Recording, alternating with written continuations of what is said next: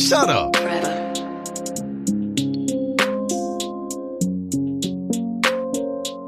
Shut up.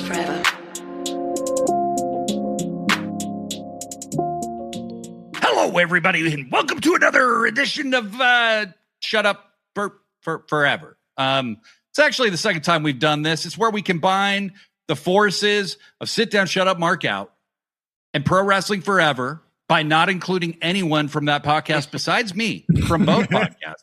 And then we bring in Shane from Ethos Media. Shane, hello. What up, dude? What's up, everybody? My fellow sickos, how we doing? And we bring in Pippin. Hey, how you doing? Pippin, it's been a while. It has. Good to have you back. And we talk about last night's AEW Redemption show. There is a lot of discussion going on about this show that's not the norm for AEW. There's some people with some kind of strong feelings. And we're not here to qualify your opinions, okay? They're opinions, right? Like, I can't tell you they're good or bad opinions. I can tell you whether I agree or not, right? Just like all of you. And so I want you guys in the chat to just say how you felt about the show as we go along. But we're going to start off. We're going to start this show by giving it a grade right now. We're not because, at the end we give it a grade. Like, fuck all that. Like, let's do this. So your first impression of the show, let's be uncontroversial. Pippin, go ahead. We're doing great. I'd give this a B+. It probably had the least amount of build for an AEW pay-per-view probably ever. But at the end of the day, like, it was still a good show. Like, it wasn't boring. Like, there weren't bad matches. I still had a great time watching it. Mm-hmm. But Shane, the stories, sorry. No, just the stories going into it were not as strong as they usually are, and some of the matches didn't exactly feel like a pay-per-view match. That's fair. Shane? Objective quality of the show, B+, I would say. That's probably accurate. As far as how it made me feel, A+. I'm going to go A- on this one. And it's because I think there were just a few things for me that brought this one down a bit. But it's not like a company direction issue for me. No. Not for me. It's like there's a few very subjective elements to this show, and one I think we're all going to agree about. I have a potential hot take. I liked an outcome of a match while not liking the match itself very much. I think we all agree on that same match. I think I know exactly what you're talking about too, but we'll save it. And there was another match that featured four guys I really like, and it just didn't click at all. It just really didn't come together the way I hoped it would. I think they were confused how to use the chains. But anyway, it's a little bit of a spoiler there. So I thought it was about what you could expect for the kind of build that we got, right? Like, Kurt Jangle and I were here on Friday making some previews and predictions and blah, blah, blah. I watched the countdown show after Collision, and I was like, God damn, that was a great countdown. Like, They really did tie a lot of threads together. I don't even usually watch the countdown because I'm like, they're going to show it during the pre-show. Yeah. You know what I mean? And so there was, there's a difference between my guy didn't win and then I'm pissed, right? And this is bad. This is not good. Like, Bandito's my guy. He lost. I didn't like that. But that was the match of the night, like, in my opinion, like, it was incredible. So I thought the show was still pretty good. I apparently on Cage Match, it's like rated 6.5 right now, which is like, okay. That's crazy. I think what it is so it's like grading on a curve, right? So when you watch other promotions shows, the expectation is already not that high of what they're going to deliver in ring or the amount of wrestling you're going to get on the show, things like that. Like, so it's graded on a curve. AEW has set a standard that is so high when it comes to pay-per-view quality that anything less than that is going to get graded way harsher than it ultimately should, because the quality is so top notch all the time. So it's like, it's almost like if you watch Jordan in the 90s, like he gets 30 a game. On a night he gets 22 points. That seems like a bad game. That's People a bad like, game what? for Was Mike. Michael sick? Yeah, right. Right. That's just a bad game for Mike. That's a great night for anybody else in the league, you know? So that's kind of how AEW is. It's like, a 6.5 for AEW is really like an 8 for anybody else. Yeah. Yeah, when you've been eating filet mignon for months, ribeye feels like a downgrade. Right. Still a good steak. You know, so yep. Exactly. It's you have to grade AEW on a curve, because I've said it before and I'll say it again. AEW is the greatest wrestling pay-per-view company of all time. It's not even close. It's absolutely insane the value you get for the dollars spent. And, you know, people are always going to pick at them. It's fine. And it's fine. You know, pick at the things you don't like. That's cool. But there's a sense of proportion that I felt was missing in the social media dialogue, where it's like, guys, it was still a good show. And it's okay for you to not like the show, even if you didn't like the show. But where else are you going to have a better experience? Show it to me, because I really have a hard time believing that, you know. Let's see what the chat's saying about where we're at so far. Antoine says, first, I thought the show was absolutely good just because there were matches where we knew the outcome. But when I go into a show with a ladder match to start, that's amazing. And Jericho's match didn't suck despite the build. I'd go A, feel, and results. The only thing that brings it down for me was honestly Kyle and Bandito. It didn't get going until halfway through. They definitely worked to work a longer match. That is for sure. So it did start slow, but once it got going, it got going. Bleary Line says, I don't know how to grade the show. B plus sounds fair. I'd probably better summarize it as unnecessary, but fun. I mean, I can go there. Yeah. That's fair. Big Ad says 10 matches total, and they enjoyed 6 a lot. That's a B- on paper, though the story progressions bump it to B. Yeah. So I think we're kind of, you know, this crowd is generally in that same sphere. Shane, because you watched it with some people who've never watched wrestling really at all, like they didn't even know why people wear small, like teeny tiny trunks. Yeah. What was their overall impression of this? Like, did they like it? Did they not like it? They did enjoy it. So they definitely enjoyed it. And I think the things that they, like I said, it's really interesting. Like when we get into it, like when we get into the matches, I can kind of give you a little bit more detail on how they felt about each match, because I think that's going to be the most interesting dynamic.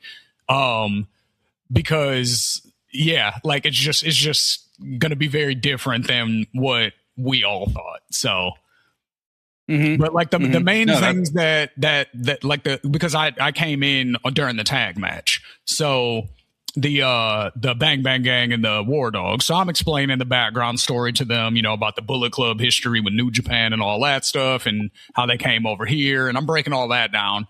And like, so the girl was really interested in the story aspect of it, but her boyfriend was just like trying to figure out how they were hitting each other with the chains and not causing welts. Like he was trying to figure out the mechanics of it, because he was like, they're really hitting each other, and those are obviously real chains. Like you can hear them. He was like, but their bodies aren't welting up. How is this possible? Like, so he was like almost studying it from that aspect. So that was interesting to watch. So, but he was super entertained by that match too. Like he liked all the hardcore stuff. That's what I noticed with him being a brand new fan. He liked all the hardcore stuff. So.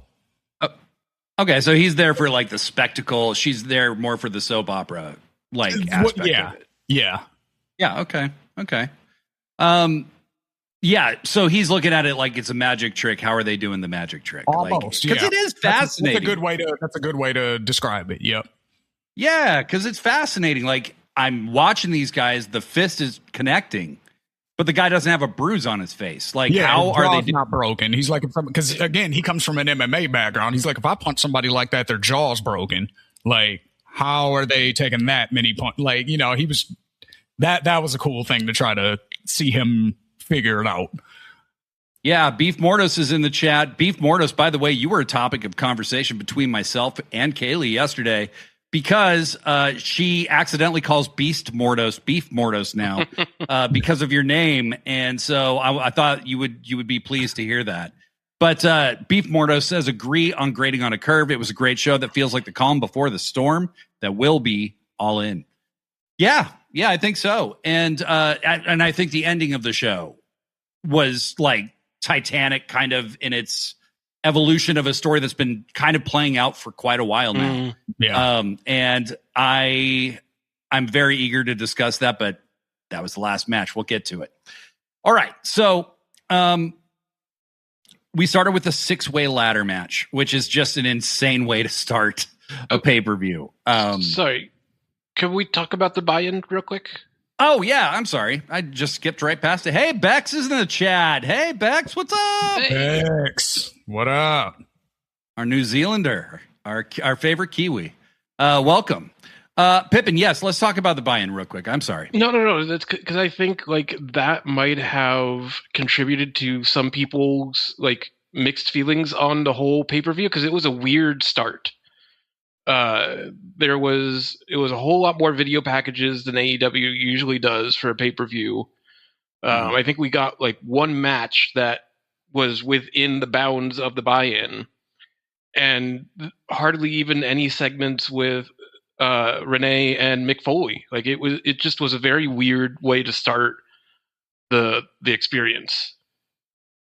Yeah, you're right. It was a really low key buy-in, which is just not the norm. You know, you usually are going to have 2 or 3 matches. You know, I think usually it's 3.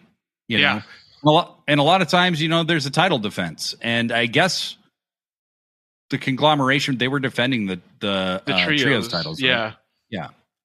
Yeah. But yeah, it definitely felt a little more low key than they normally go. It was a lot more video packages. It was basically the countdown, you know, and then people kind of reflecting after each segment on the countdown. And, you know, it wasn't bad, but yeah, it felt a little more like the old WWE pre-shows that you might get, where it's just a lot of talking about what they're expecting to see. And now here's one match before the show. One thing I did think they did well, though, is doing all the ladder entrances as the buy-in's ending. Yeah. Because it's like, you're still with me? Like, you're kind of keyed up. You know, when you see Beast Mordos come out with his brand new super bling mask that he had on last night. Bedazzled as fuck. Looks so good. Yeah, it was cool. And so, so we didn't get the litany of matches. We had the Lethal Twist challenging the conglomeration for the trios titles.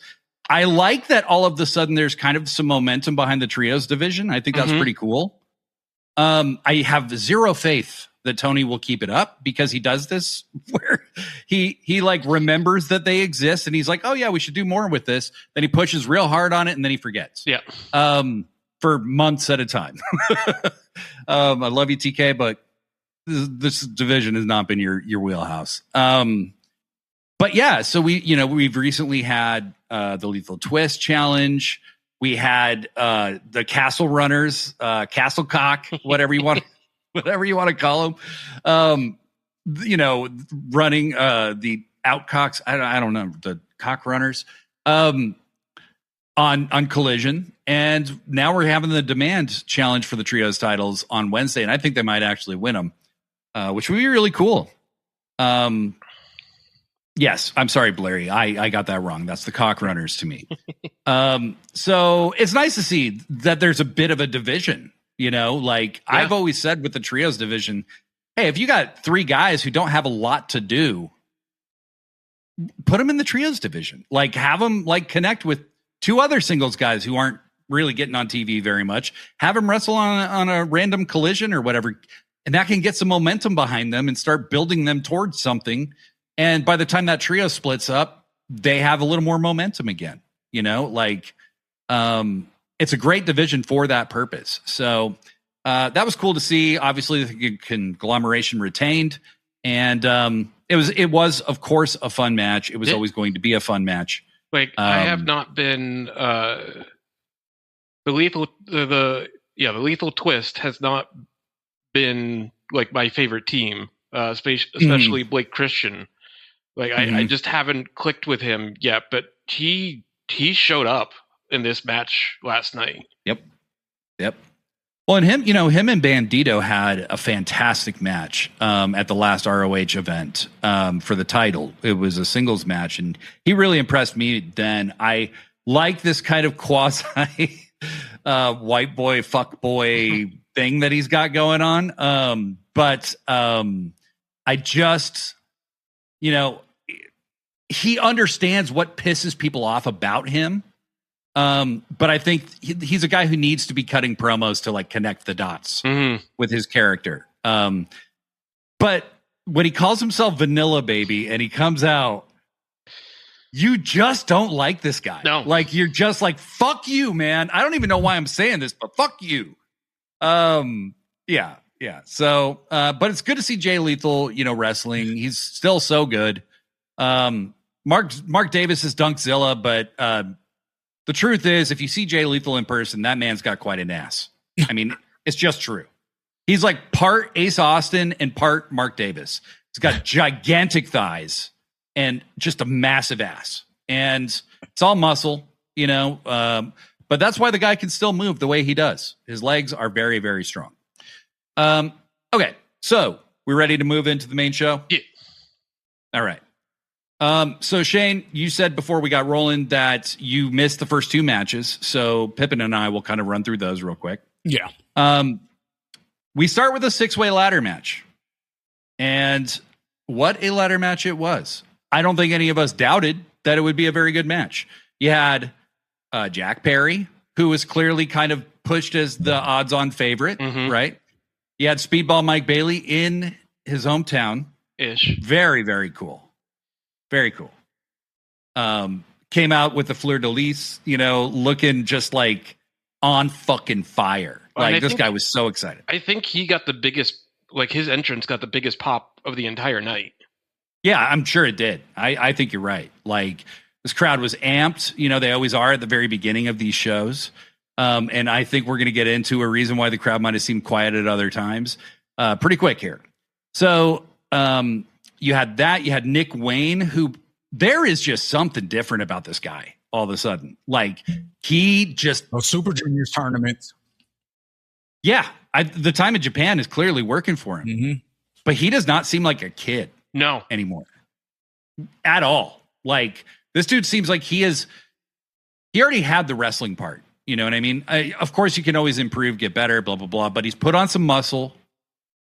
It's the television presentation of Nick Wayne that feels right now. Yeah, like I was sad when he first showed up and Mother Wayne was not around. But I'm always sad when Mother Wayne's not around, just to be clear. But he doesn't need that anymore. Like he's got his own presence and aura, whatever you want to call it, around him now. He commands attention on his own. Yeah. Some of the bumps he took last night as well were just like, what the fuck? Then you had Commander, who guaranteed to do something absolutely batshit fucking crazy. He didn't do one thing. He did like 4 things that were just insane. Yeah, I feel absolutely insane. Everybody in this match, I feel like, was like, "Oh, hey, Darby's not on the show tonight. We've got to show up for Darby and do the things that Darby would normally do." What would 100%. Darby do? Yeah.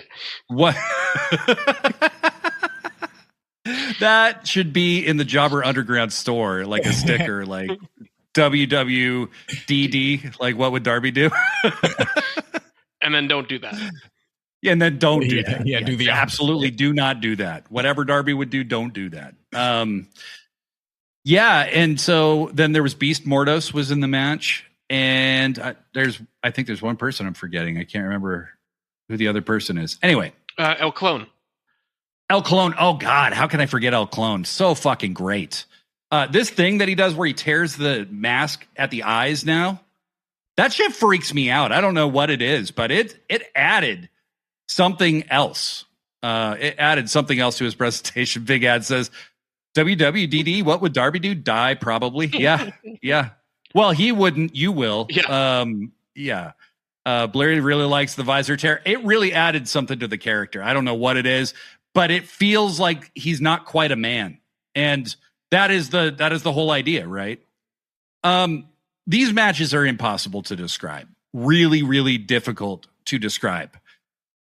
But Jack Perry,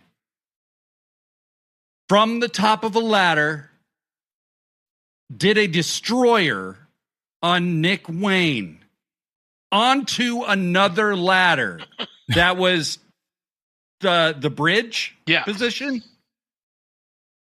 And I really hope Jack didn't get hurt, because you didn't see him for the rest of the match. But like, he was holding his leg right afterwards. So I really hope he didn't like do anything too serious to himself and that he was able to walk it off. But holy fucking shit, that is crazy. That was crazy. And I guess, Pippin, we should just talk about the spot or two that really stood out to you, because describing these matches any other way is kind of impossible. Yeah. You know? It felt like it took a little while for them to actually get the ladders into the match. It did. But once they did, like, it was pedal to the metal from there. When they had the giant one up on top of the ramp that Speedball and somebody else, but Speedball climbed all the way up to the top too and jumped off into everybody from the top of this giant ladder. Mm-hmm. Well, and they played with our expectations really well in this match. So, like, obviously the crowd wants Speedball to win. That's like no secret. Jack Perry got booed a few times, you know, like, and he was playing with the boos a little bit. Like, he knew he was going to get booed. And he's the favorite in this match because, like, who else would challenge Kyle Fletcher or whoever's the international champion at the end of the night? Jack Perry seems like duh, like, you know, but then you realize they're in Montreal. It's like, okay, Jack Perry or Speedball. It's one of the two, you know, like, couldn't see it being anybody else. I thought Nick Wayne had a decent chance too. He sure looked like he did by the end of this match. Yeah. Like, that kid took crazy fucking bumps. He did some awesome looking shit. This kid's on the rise. He should be wrestling for the TNT title. Like, 100%. Now. And he should be on TV every week. Now. So there are several different times where it looks like somebody is going to win this match, where everybody else is laid out, and they kept fucking with us over and over again. But there was a long period of time where everybody was trying to get in except Speedball. And he's out on the floor, just kind of chilling and, you know, playing injured or whatever. But it was, in fact, Speedball, Mike Bailey, who climbed the ladder, took the hanging clipboard. Although I think I like the clipboard better than the brass Sonic ring. Yeah. Oh my God. Yeah. Unless you're going to jump through the ring. Yeah. Then I would approve of that. But yeah, taking the clipboard, Speedball, you know, gets the clipboard and announces later on in the show that he's going to be challenging Kyle Fletcher at Grand Slam Mexico. So that's August 5th. That's a week from this Wednesday. So pretty cool match to be getting at Grand Slam Mexico. And these guys are 1-1 against each other. Speedball beat Kyle clean in the C2. So I'm excited to see that match. I think it'll be great. I think Mexico is a cool place to do it too. Mm-hmm. Mm-hmm. Bleary does mention the only other person that he's seen do the destroyer spot was Penta, and it looked like a crime then too. Well, you might remember that Penta did it to Dante Martin, and that was when his ankle exploded. Didn't look like an ankle anymore. It looked like a hanging piece of flesh from his leg. I remember watching that live. That's how that happened. Disgusting. Like, I remember that was so. I remember gross. Instantly saying, like, my reaction was, "Oh shit, he broke his leg." That was my reaction to as soon as I was like, my brother goes, "What?"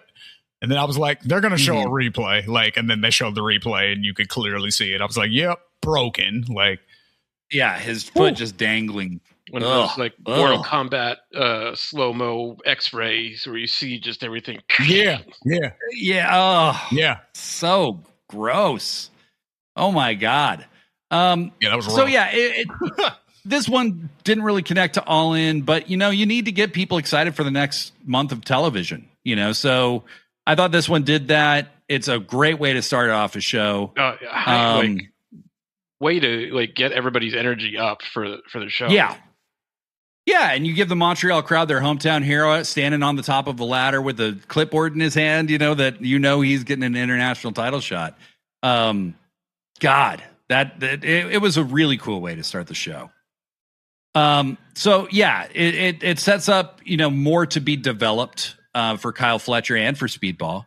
And we'll talk more about that after we talk about Kyle's match. And, this is good for AEW to be spacing title programs instead of rushing every challenger onto a pay-per-view. The next match, in a lot of ways, might have been the most important match of the show, or at least second most important match, or maybe third. I take it all back. The Young Bucks faced Moxley and Will Ospreay. The Young Bucks don't know how to do anything good. They are not good. They are exceptional and great at everything. It's honestly kind of maddening how good they are. Like, I just watch them and I'm like, fuck you for being more talented at this thing than I'll ever be at anything that I ever attempt to do in this life. Fuck you. They're so fucking good. So the story of this match, Ospreay comes out to the Death Riders music with Moxley through the crowd, but Ospreay's wearing his super expensive, robe thing. And yeah. Was it this one or was it the other Death Riders match? But one of them, the Death Riders entrance took forever. Like it started out wait a minute, where are these guys? The music's playing. We don't have the camera backstage like we usually do. I think it was this match where it took a really long time. Yeah, it did. It did take a really long time. And at first I was like, if Ospreay's coming out after this, this is wow, this is going to be like a Roman Reigns entrance. Like, what the fuck? Because that motherfucker glides to the ring, but it's like he's walking in slow motion. I don't even know how you walk that slow. I don't honestly understand how it's physically possible. But, the basic crux of this match is that very early on, and I loved this element of it, is Nick and Will Ospreay go to duck at the same time, and they crack heads. And Nick's kind of selling like he might be a little concussed, and Ospreay's like worn out, but he's he kind of gets it back together pretty quick, and Nick is selling the symptoms of something bigger. Yeah, for the entire rest of the match. He had me legit worried for a little bit. Asshole move, in my opinion. Real dick move for me to just be spending the rest of the night going, I really hope this guy's okay. And I knew that it had to be part of the match after a certain point, but it was for about 5 minutes, I was like, are they really just trying to gut this out? Or because in story, that's what he was doing. He was gutting it out. Yeah. And once Nick hits his head, he's never the same in this match. He has a long period of time where he's just getting the shit kicked out of him. Mm-hmm. And then he has a long period of time where he can't help Matt. And Matt's getting the shit kicked out of him. The Moxley and Ospreay, in my opinion, were so giving to the Young Bucks in this match because they kicked out of goddamn everything. Nick, after taking this massive, head trauma, theoretically, allegedly, kicks out of everything. They do Moxley fucking hits him with the Death Rider. He hits him with everything. And Moxley's like, no, we have to murder this man. We have to put him in the ground. And Ospreay at a certain point is like, dude, no, we're not here to kill the guy, And they're clearly having a miscommunication, and it all ends up blowing up in Will Ospreay's face. He gets dumped out of the ring. And the Young Bucks, you know, they hit the EVP trigger or whatever they call it on Mox. And then Mox does the thing where he like gets up, powers up off his knees like fucking He-Man, but he does the double middle fingers, which is like the meme of the night. And then the Young Bucks do the super kick party on him and just pin him. And one, you never see Mox get pinned anymore. Especially like, not at a pay-per-view. Yeah. And then two, this is Will Ospreay trying to be the good guy and it blows up in his face, right? And Mox is clearly irate at Will, you know. So later they have a meeting of the minds backstage and Mox is furious at Will. I saw that. So I was able to basically pick up on what happened in the match from that. Mm-hmm. Like basically, because they did a relatively good job of explaining it. They were like, oh, okay. Like I didn't know exactly what happened, but it did play into Nick somehow had his head hurt. Ospreay didn't want to pull the trigger. Moxley wanted him to conflict. I was like, okay. So I missed the match, but I was able to very quickly catch up on the story. So. And what I find very amusing about Jon Moxley is because his voice is like sounds like it's razor blades have been dragged through acid and then swallowed. You can't always understand him when he gets too angry, and so like he's like, yeah, I'll do it, and then he just walks off. And basically, he said to Will, like, if you won't do it, I'm gonna do it. I will handle this. Yeah. And we don't know what that means until the very end of the night. And this story gets even better. So let's see what the chat thought real quick. Beef Morto said, I totally bit on the headbutt early in the match. Thought Nick was legit out of it. He did a great acting job. Yeah. I mean, it was really, really good. Blurry Line says it didn't hit the same heights, but this match really reminded me of the Bucks versus Kenny and Hangman. Yeah, it did have some of that same vibe. Antoine said, not how I expected it to be. Nick selling after getting really clocked for real was excellent. This was the story of a tag team better than two individual behemoths, one intent on destroying them. Tino says, did they get lost for a second during the entrance? I swear it felt like Spinal Tap for a second. Yeah. I think maybe Will or Mox wasn't ready to walk out when they hit the music. And somebody was like running in from the back and then had to make it look like they weren't running. Antoine says, and Mox had a point, and we only saw more of what his point was by the end of this night. Big Dad's Will's robe had total Shredder vibes, and Mox denying that being showcased was his most heel move ever. Blurry Line says his head's so high up, the air's thinner, so he has to take it slower or he passes out. Being from Raynham, Will is immune to brain injuries. Bex the Destroyer. Nick is just so good at selling. Yes. Blurry Line says Rick Knox maybe put in one of the worst refereeing performances that didn't result in an actual botch this match. I love that Rick's gimmick is that he's a terrible referee. Like they've even started playing into that on commentary. I noticed, like, who was it? I think it was Jeff Jarrett on Collision. He was like, well, not all referees are built the same or something like that. He said, and I busted out laughing. I was like, so this is a thing, like even within AEW, like they acknowledge it. Like, yeah, Rick sucks, but he's old. What are you going to do? Dr. Fusion in the chat. Thank you, buddy. Thanks for being with us. Probably one of the best sells ever. It really was. Yeah, it really was. This is like Brian Danielson or Daniel Bryan. Like level selling. That fucker. Oh, I'm still mad at him for some of that shit. You can tell. So the Young Bucks get a huge fucking win. Absolutely gigantic win. You know, I felt like they had to win because they're going to be built up for All In, right? Mm-hmm. You know, Mox and Ospreay aren't going to be tag teaming a bunch, you know, and so there was only one right answer here, and then thankfully they picked it. And so, you know, there's problems between Mox and Will, and obviously they got to put the foot on the gas if they're going to roll with that, you know. The next match was Kyle Fletcher versus Bandito. This could be a match of the year candidate in so many ways. And I wish it was never booked because, like, I would give this match 6 stars. It was that good. Like, by the end, it had reached like really an epic peak. They gave him 25 minutes, you know. Bandito did shit that was so crazy in this match. He did a fucking 21 Snapdragon suplex. Like, how the fuck do you do that? Like, what? Like, what? That's wild. Bandito's 5'10" at most. Kyle Fletcher is 6'4". Legit. Huge.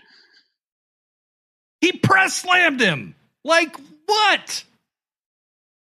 He hit a fucking frog splash from the top turnbuckle to Kyle Fletcher laying on the outside of the ring. And the camera was perfect because it was right on Fletcher.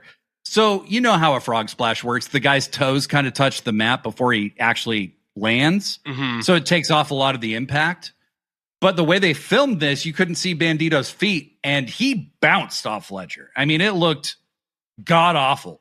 That was one of the moments that stood out to the people we were watching with yesterday. That was definitely one of the things that he was like, holy shit. Like, that's when he started going, why would they do this to themselves? Like, why? Like, yeah. And I was like, for the love of the game, man. Went superhuman level for this match. And you know, he took a brain buster on the mat on the outside of the ring, the hardest part of the ring, and I couldn't see through it. I was like, did he actually just land on his fucking head? Like, that looked really bad. But nope, he was just selling. These guys are masters at what they're doing. Kyle Fletcher, if he was world champion literally tomorrow, no surprise. I don't think anybody would no be surprise. Upset. Yeah. No. Every time I've been at a live show, Kyle Fletcher's shit is flying off the fucking shelves. This guy, people love him. I mean, he's got a really dedicated fan base. The only issue I had with any of this, I knew Bandito couldn't win this, but he is the Ring of Honor Men's World Heavyweight Champion. He lost to Andrade at Revolution, who's now the national champion. He lost to Kyle here. He lost to Swerve, who can't beat Will Ospreay. He lost to a bunch of people who aren't even the top guys in AEW.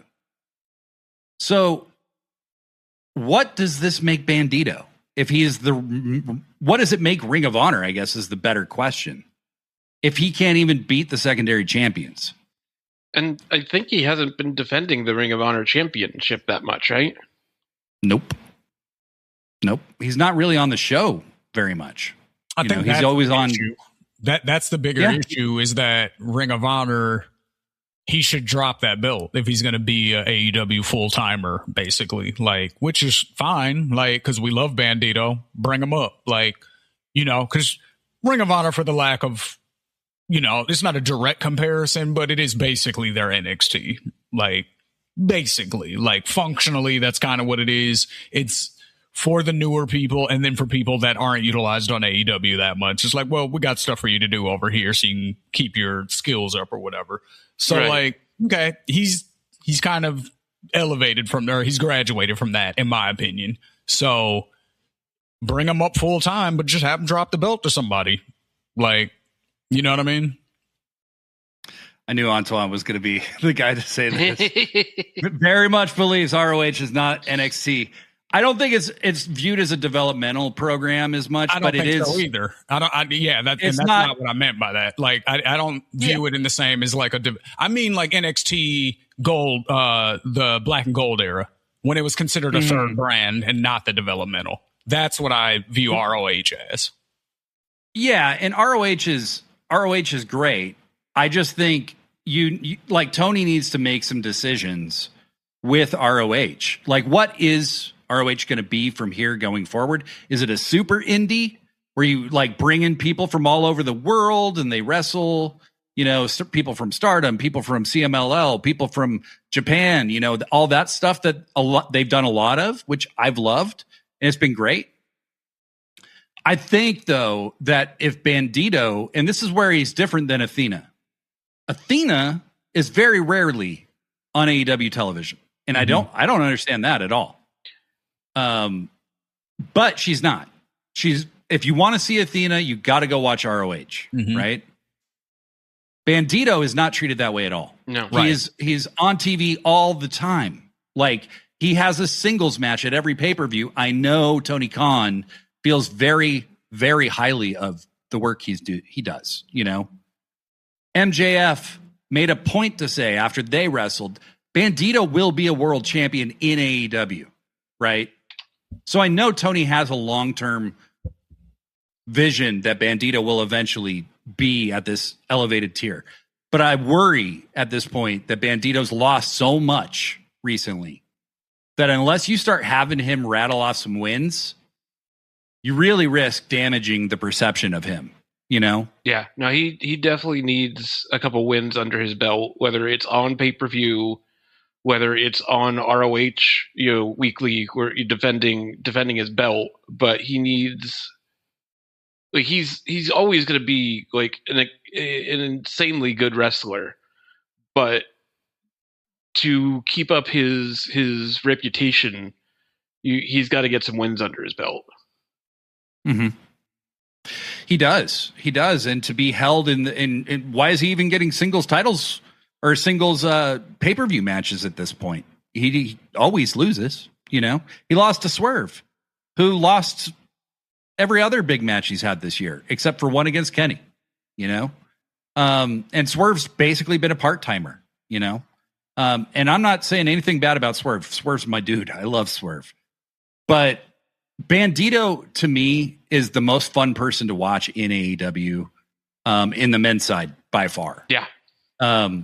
Because he's like Kenny Omega in 2016 right now, where his body will let him do anything crazy shit.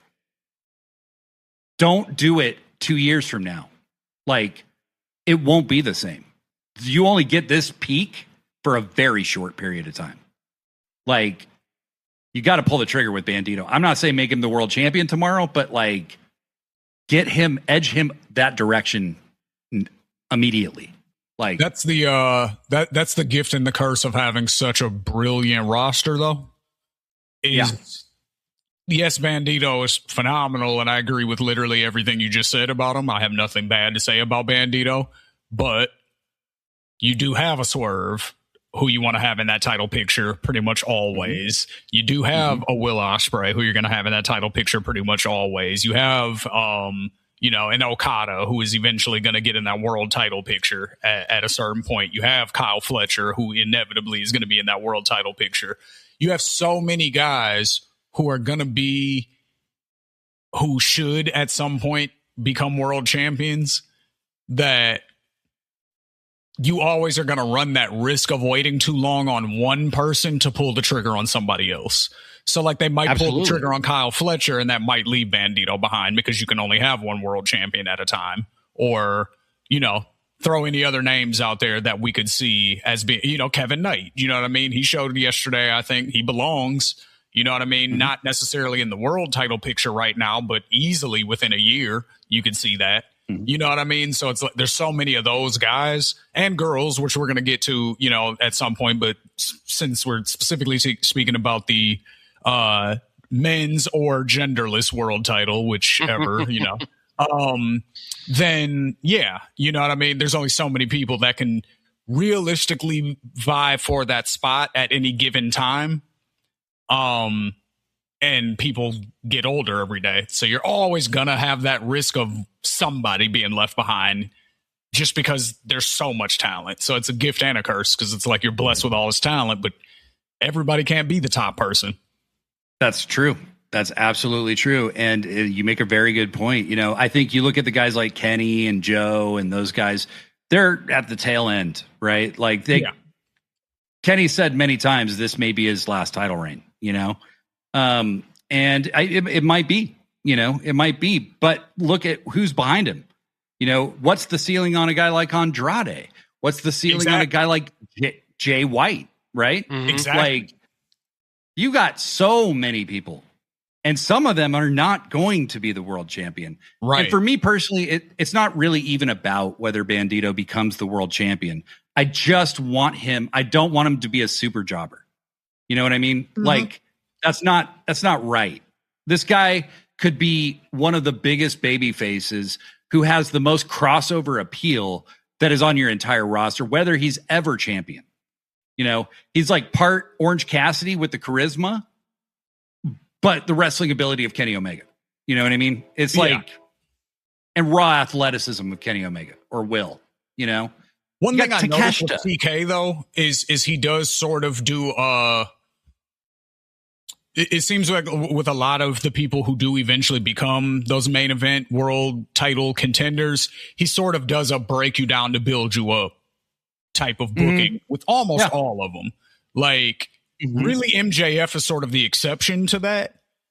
If you think about it, because he wins the majority of his matches and then he wins world titles. Like that's how he operates. But for the most part, like a lot of people will take a lot of losses and then all of a sudden they'll have like a comeback arc before that. Like Leo Rush is a good example of that. He was losing so much on AEW every week. And then all of a sudden now he's the Ring of Honor, the pure champion, or not the pure champion. Which one? Television. TV. Yeah. That seemingly came out of nowhere, but he's been winning lately also. He's been winning his matches. So it's like, you know, and we're not like down on Leo all of a sudden. We're not like, oh, Leo's been losing too much. It's not going to work now. Like, we're all happy he's the champion. So I think Bandito is good enough and his matches are good enough to where even in his losses, like he still maintains such a good performance on each of them that he could still realistically win any of those titles at any given time. And it won't feel like it's coming out of nowhere. I don't think. Here's the thing. Tony Khan can have Bandito lose as much as he wants because what's eventually going to happen is the fans are going to get pissed off. They already are. Like, I saw this said a bunch of times, and that's good for Bandito if they do. You know what I mean? Like, we are sick of this shit. Push this motherfucker. You know what I mean? Like, it's time.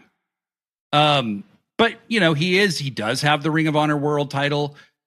I think that title is a valuable title in a certain sense, but I don't think it's valuable for Bandito. Just like, honestly, I don't think Athena being the women's world champion means anything anymore either. Like, it doesn't mean anything for her. It means something for whoever takes it from her. Yes. And like, otherwise her career is pretty much like, she's already hit all the peaks she's going to hit in ROH, you know? And I don't know what her personal driving force is. If she likes being in Ring of Honor, as some people have speculated, I really don't know. You know, she's been a team player and said that, but who knows what she really wants behind the scenes. But, you know, that's another person with the clock ticking on their prime. So that's the thing when you have a roster this fat with amazing talent is somebody's going to get disappointed by some of the decisions you make. That's just the way it is. Great point, Shane. Great point. What did your friends think of this one? They that was actually the that was the match where he actually asked me, why do they wear their trunks so tight? Like, what's that about? And this is before I knew he was an MMA fighter. So I was like, well, it's kind of like, you know, sometimes in the MMA world, you know, they'll wear like the small trunks, you know, for movement or whatever. It's supposed to be, you know, a combat sport. So it's, you know, playing off of that kind of thing. And then he was like, I do MMA. My shorts are never that tight. I was like, oh.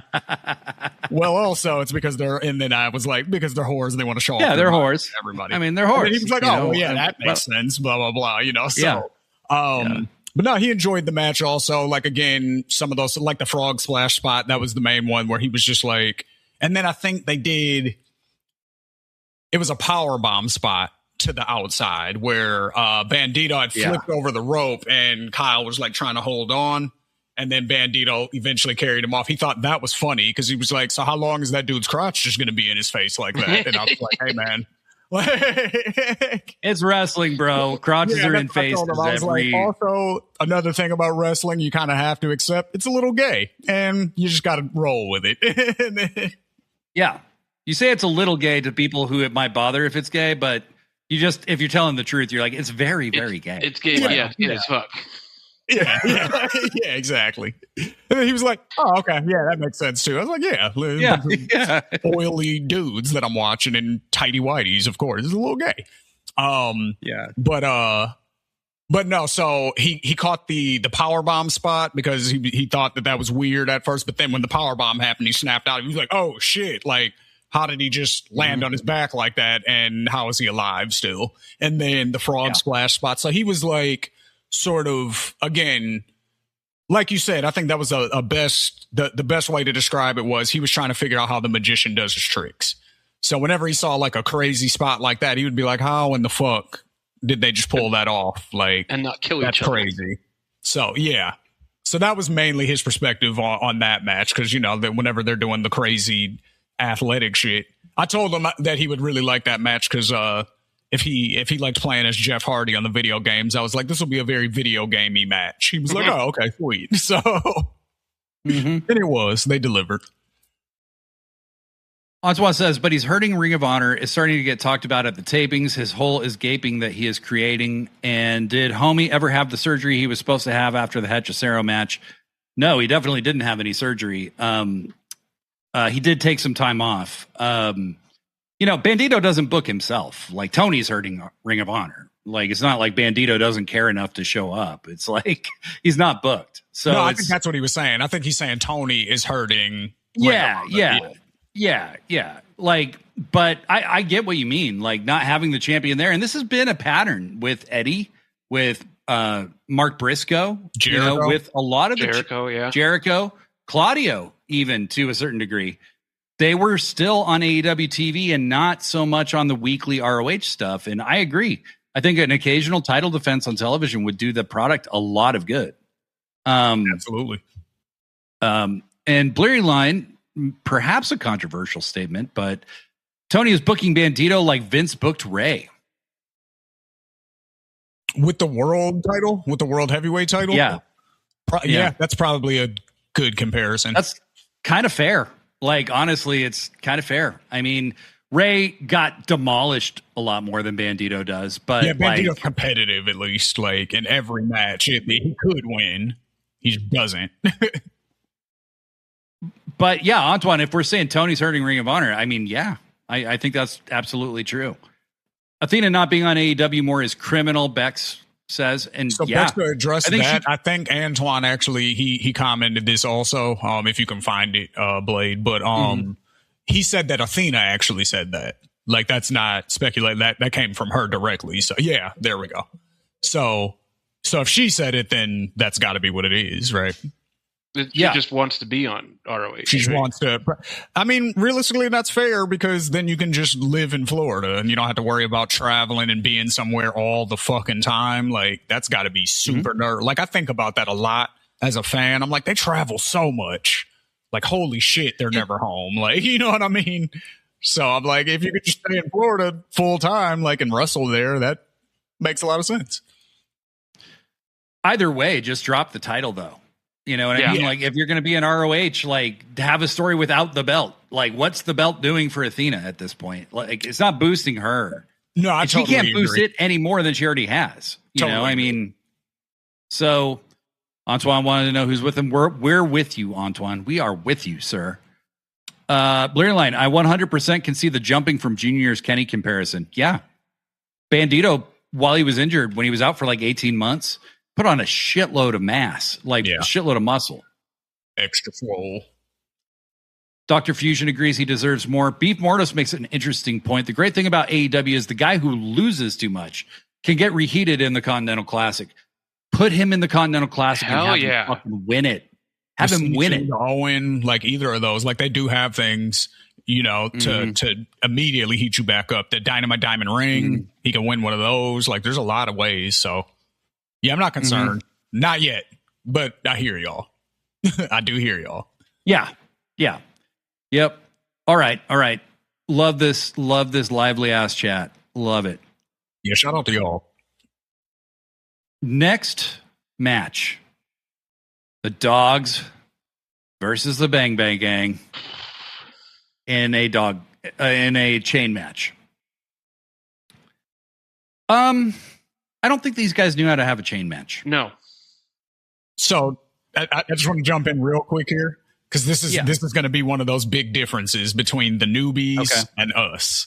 So because we have experiences with dog collar matches and with other various stipulation matches, I think we had an expectation going in. Them having no expectation whatsoever, they really enjoyed that match. So the chain match worked for them as complete novices, never have watching wrestling before. They liked it. So just want to throw that out there. They had a completely opposite opinion than most of us. I think that's my friend with you, Tino. yeah. It just look, it just didn't click for whatever reason. And I like all four of these guys a lot. I'm a huge Jay White fan. I'm a dog supporter. Me too. When no one else will, I support the dogs. I like Gabe Kidd. People hate Gabe Kidd, and I get it why they hate Gabe Kidd. Okay, you're supposed to hate also, Gabe Kidd. Yeah, and he does a really good job of making it super easy.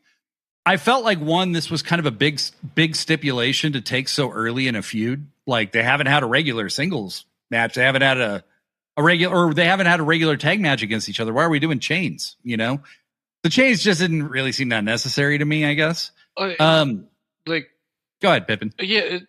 This had me questioning, like I think you talked about it in our group chat. Like, is this a no blood like city or arena? Because this is it's a chain match, kind of like a dog collar match, and there was no color for the whole thing. Like, very weird. Yeah, it seems like they were really saving that for. I mean, and who can blame them?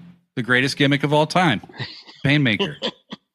So, you know, they, yes. I just felt like them getting caught up in the chains a lot kind of took away from the dynamic a little bit. I felt like they didn't need to be in a chain match. Like, remember FTR versus Jay and Juice from like the second episode of Collision. And it's like, it's still one of my favorite tag matches I've ever seen. And it went for like an hour. Yeah. It was the best 2 out of 3 falls match. Yeah. And it went like 58 minutes. Yeah. And it was a fucking masterpiece. Like, Jay White doesn't need to be in a chain match. Juice Robinson doesn't need to be in a chain match. It just, and Antoine in all caps seemed like an unnecessary fast forward with getting to Jay versus Finlay. I thought this match would set up for that, but now I don't know what. The dogs can't just lose every match, right? And we had talked about that. Kurt Jangle and I had talked about that on Friday before. Like, the dogs lose a lot. And my thought was, I thought the Bang Bang Gang would win for the sake of the dogs waiting for Gabe to come back before they hit play again, on them. They're kind of on pause right now. And so they're just there for entertainment value until Gabe's back. And clearly they felt the need to give them a win. Which is fine. In the way they did it, though, to me, because like the affiliation with the Death Riders has always been there. So numbers game. There's more Death Riders and War Dogs than there are Bang Bang Gang members. It makes sense. It's logical to me. Doesn't make Blair Line is also Jay look bad. That fit made Jay look bad, but Jesus Christ, Jay, what are we doing? What are we doing, pal? You show up just wearing generic ass white joggers, no blood ever in the whole match, okay? And the cognac cowboy boots. Like, what, Jay, buddy? I love you, man. You're my guy. You're like one of the tippity top. But that look, that's not tippity top, man. Got to do something about that. Looked like bring pirate back. We got to bring the skinnies back. That's what I'm saying. I wouldn't say that Jay doesn't need to be in a chain match. Respectfully, Bex. Oh, Bex kind of likes seeing Jay wrapped up in chains. Okay, fair enough. Little kinky over there. It's not a good look, Jay. The Lululemon look for Jay White is just not really hitting for me. And so that's fine. We need the switchblade pants. We need just the switchblade look. In wrestling, your look is a huge part of what you do. And the big baggy pants aren't doing it for me with Jay. Jay White has absolutely no idea how to dress like a baby face. What was his injury? I mean, It was a wrist, somebody had brought that up. Was it a knee injury or something related to his leg? No, it was he broke his hand and he had to have shoulder surgery. So at least it was explained that he had shoulder surgery, which that's why he was out so long, I'm sure. Okay. But that he had a variety of injuries. Because I was wondering, Benny the Bear. Ray did that back in the day. He was wearing the baggy pants because he had to wear that knee brace for a while. So I was wondering, has a maybe it was something huge like knee that. brace on. Yeah. Benny the Bear makes a great point. Hey, all, if anything, it probably should have been a shillelagh on a pole match. Honestly, I would have been for it, to be honest with you. Face Jay White looks like a high-end Manhattan yoga instructor. I was thinking he was like one of those gurus, like one of those spiritual gurus. Influence, He does. He looks like what? Okay, so Jay White has always felt like a pirate to me. I've just always felt like he has big, like, Captain Jack Sparrow vibes to me. Yeah. Okay. But like edgier, actually cool. And him as a pirate who's now a yoga instructor is just not quite hitting for me. So I think that's where we're running into some trouble. Antoine says it was mostly the massive shoulder injury. I've had that. It'll take a year. Yeah, exactly. And I think he's still getting back into ring shape. Maybe he feels self-conscious about something. Maybe his legs aren't as big as he wants them to be. I don't know. But I don't think he had a knee injury. I don't think it was anything like that. Antoine adds, Jay White was dressed like he was going to teach a yoga class on an exclusive island. Yeah, he looks like a guy who's going to teach a yoga class and then abscond with all the money he just stole from everybody on a helicopter to a private, like undisclosed location. But like not, like it's an island that like you can be on, though. You know what I mean? Yeah. It's not an Epstein Island or something. We're not talking like that. Teaching the yoga class on Fire Fest. Right. Larry Light says Jay White is like 3 sentences away from telling you to steam a crystal in your hoo-ha. Yes. Yes, he does appear that way. Beck says the cowboy boots really confused her. Bex, I'm with you. Yeah. Big Dad says you're all dopes. He wore the white pants because he's Jay White. Duh. Yeah. If we're dressing color coded because of last names now, I'm very scared. Benny the Bear says it feels like Switch is going for a samurai look, but it's giving more Star Trek 4. Yeah. Nice. Okay, so the Dogs win. This was a low point. The crowd was absolutely dead for this match. And the first 3 matches reached such high highs. They're going to come down at some point. And the crowd has to conserve their energy at some point, too. They were really loud for the main event. They were really loud at other times, but they were quiet as hell for this match. But the Dogs get a win on pay-per-view. That's fine. Really didn't like David Finlay almost dropping Jay White on the top of his head and breaking his neck. Did not like that. What was the move that he was doing? Was it like a dominator, like a Farouk dominator kind of thing? And Jay, his head kind of smacked. It was his forehead kind of scraped the canvas or something. But like if he hadn't rotated his head anymore, he would have landed on the top of his head. Dang. And I think they even like brought that up on commentary. If I remember, they did. No, they did, because it was so obvious. Like it was scary looking. The ref was like, dude, are you okay?" I think Jay White was even like, "Am I okay?" Like I don't know. like it took a second for him to figure out like if he was all right. So, he's never. Maybe his gear got lost. Larry Line, he doesn't pull off those bottoms like Takeshita. Maybe that's what he's trying to do. Maybe Jay's like, "Hey, I spent a lot of time in Japan. I'm sure it's that same style. I think that, but I spent a lot of time in Japan. I can wear the samurai jammies. Come on, let me try." Larry Line, Finlay always tries the Dominator, and he's not big enough to hit the move. Maybe that's what it is. Like that's a Lashley move. Fair enough. Maybe he's just not tall enough to do it safely. But yeah, Jay landed bad. That was scary. Next match, Maya World and Hikaru Shida. And Shane, floor is yours. So, I have a couple of thoughts about this match, actually, and some might be controversial. I don't believe that this initial thought is going to be controversial. I think this is kind of the consensus that the outcome was better than the actual match itself. So the match seemed kind of clunky, didn't really seem like they clicked very much. And here's the controversial part. I don't think that's Maya World's fault. Shida, to me, has not been the same Shida that she was pre her break. Like she was gone from AEW for a while, not really on TV. She'd make an appearance here and there. But like before that, when she was consistently on TV, I don't know. It seemed like she was better like than she is now. Like, I don't know what the difference is, but it seems like there's a disconnect. And it's not just in the Maya World match.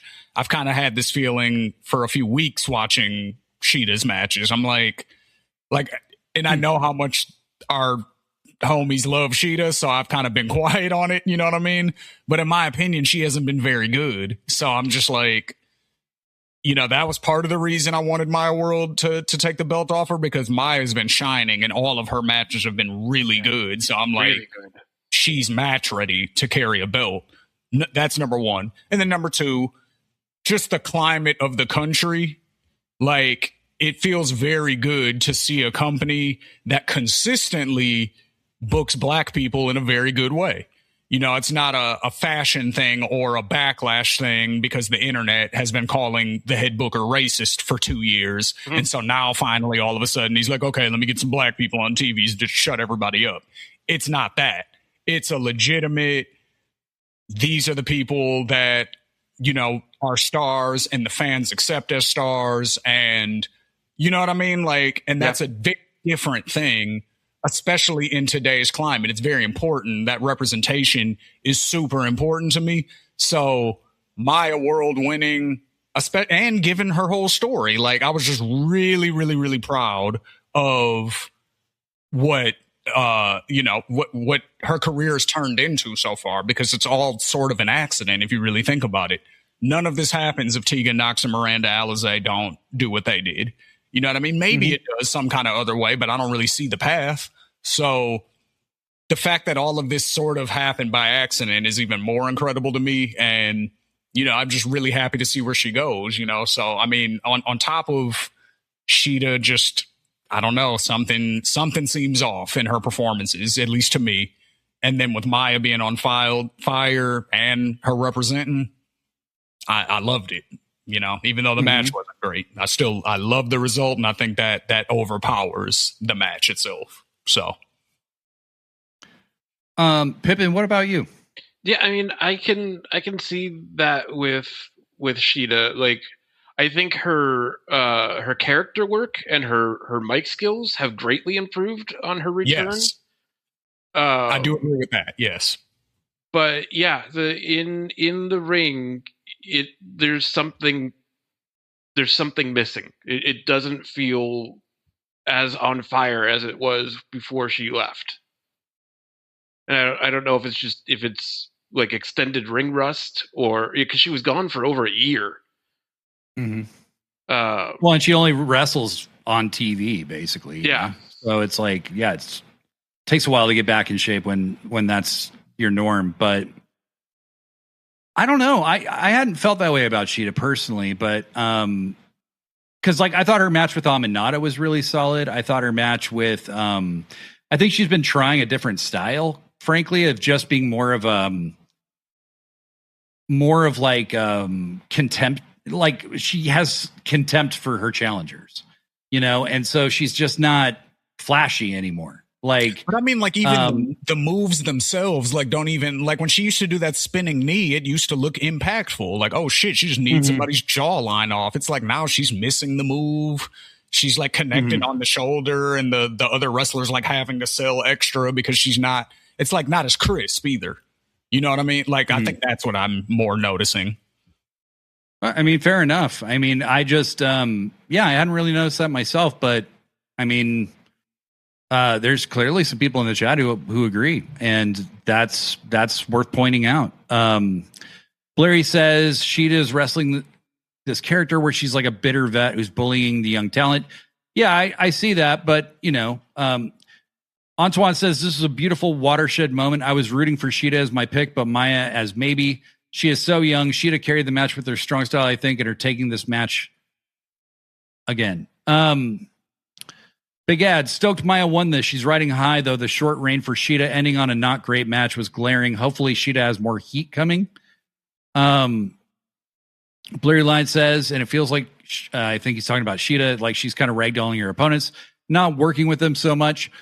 I think, honestly, Maya as a worker has been a little hit or miss for me. And like that's to be expected, kind of like where she's at in her career. Like she's had even the match with Mercedes, even though it was super good, it was a great match. Like it's not like Maya's like perfectly fluid in everything that she does. You know what I mean? Like, and I wouldn't expect her to be. And so this match to me felt like there was a communication issue going on somewhere or something. Yeah. Where it was like, do you guys just not have good chemistry? I didn't know whose deal it was. But it just, yeah. And the fans again kind of died for this match. And I could understand why. The work wasn't really solid. It wasn't fluid. There was just a lot of like, I don't know. It just felt kind of like slow. Like some of the execution was too slow to make the moves look believable. Maybe it is Sheeta. Maybe she is not in the best shape right now. Like, I don't know. But like, I think in other matches, like with Aminata, I thought she looked good. I'm trying to remember who else she defended. Bleary's point is correct. In the matches where her and her opponent are just walloping each other, those matches are always really good. The matches, maybe that's what it is. Yeah, maybe I just didn't notice coordinated movements that have to take place. It seems like those are the ones that kind of come off more choppy. Antoine says she's taking it easy. I don't know. She could go harder. Yeah. And I think this one really threw me because I thought it was written in the stars that Maya was going to be the one to beat Athena, and I just don't see how you do that now. Not now, but the story's the story's right there, like, so for me, I was like, Beef Mordos had suggested on Friday, and I thought he was right that Athena would end up costing Maya the match. So yeah, I basically am exactly the same here. Beef Mortis says, I also thought that Athena would end up costing Maya the match, so I wasn't emotionally or mentally prepared for the title change. It was only when Sheeta wouldn't pin her or like wouldn't, like let her submit or whatever, like that I was like, oh, Maya's going to win. Like, like Sheeta's hubris is going to be her downfall. You know what I mean? I did like, though, Sheeta throwing a fit with a kendo stick and having to be like secure. There's like 15 guys like escorting her to the back. I thought that was a nice touch. That was a nice touch. I love Maya World. Like, I think she's great. I think that she's got so much potential. Julia Hart got the trigger pulled on her as the TBS champion. She was not as good as Maya is now when that happened. No. So like, Maya is absolutely worthy of this and deserving of it. I do want to see more with people like Queen Aminata. I do want to see more with people like that. I want to see Maya defend this title a lot. I think the TBS title should be the workhorse belt. You know what I mean? Both of the TV titles should be that way. Like they should be on TV almost every week. They should. They should be like the old TV titles. I mean, they're even named after fucking networks. Right? Like, come on. They're the TV titles. Like, like, come on. Pablo in the chat, first time chatter, I believe. I feel like she is transitioning to streaming full time going forward. She's mentioned retiring in the past. Maybe, she's seemed really into her character work and stuff, though. It's like if she was kind of like half-assing this, like, I think that's the hardest thing for me to believe. That's the hardest part for me is like she put so much into the character work that I thought this was going to be like more of a run. And so my hope is that she's just not going to fade to the background. My hope is maybe she takes a week off and goes to conspire and figure out how to get on top again, you know? But you know, there's any number of directions they could go. I just don't want Sheeta to disappear. She does definitely have a soft spot in my heart as somebody who was the highlight of the women's division for a really long time. Oh, yeah. And so, you know, I think there's a pre-Tony Storm era and the post-Tony Storm era. And Sheeta was the face of the pre-Tony Storm era. Yeah, and that's an excellent way to put it. And I think, strictly speaking, in-ring work-wise, not character-wise, because I agree with everybody that character-wise is the best work she's doing in AEW. But in-ring-wise, I think the pre-Tony Sheeta was a little bit more crisp. I think that's the best way I can describe it, is crisp. She was a little bit more tight and crisp in the ring than it shows that she is, or that it seems like she is now. And I think Pippin made an excellent point that she did have a lot of time off. And, you know, we were even talking with our friends yesterday. Ring shape is totally different than any other type of being in shape. It doesn't matter if you can run 2 hours straight without breaking a sweat, without breathing heavy on a treadmill. That is not the same as being in the ring. So it just takes time. It just takes time to get back in the swing of things. I think that's it. Yeah. Well, and the other thing, you know, and to that point, you know, when anybody's been out, the best way to prepare to get back in the ring is cardio. But cardio is like, it's just the best thing you can do, but it doesn't mean it's anything like being in a ring. No. You know, so, you know, Sheeta's obviously built like bigger than she was. And I think she's been trying to work with that, but maybe she just hasn't quite figured it out yet. I'm sure. But that was interesting because obviously Swerve has talked about that. Like, he talked about like how he had to adjust a lot of how he wrestled based on how much bigger he got. He was like, I had to, you know, there's certain shit that I have to do differently now. Like, I can still do everything I used to do, but I have to do it a lot different now. And I have to be more careful because I'm just carrying so much more weight, you know, like. Yeah, I was worried about Swerve when he first came back because I truly wondered if he could be the same guy at that size, you know, because he's literally as big as he can possibly be. But then the matches with Kenny were very, very good. But the match with Ospreay was like a masterpiece. And I'm like, no, he's still he's Swerve. fine. Like, he's good. Yeah. Yes. So I think there's more for Sheeta to do, and I think that she's trying to help people get over. And to that end, I thought that Maya World got over in this match, and she looked.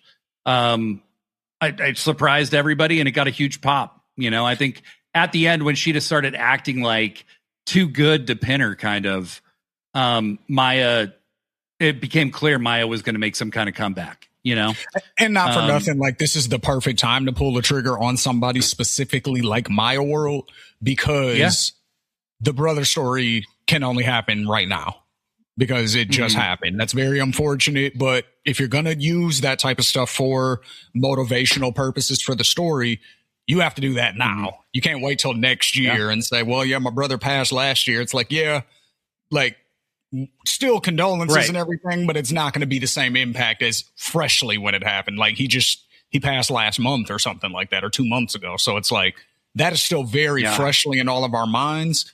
So now you winning a title on top of all of that, on top of going as far as you went in the tournament and, you know, proving to Mercedes and Athena that you can hang with them when you grew up watching, all of that can only happen right now. If you wait to do that, it's not as impactful. Yep. And Pablo says, I hope she figures it out because I love Sheeta. I love Sheeta. Like, I absolutely love Sheeta. So, and Answan said the same thing. She's not leaving. She does her streaming, but talks about how much she loves AEW.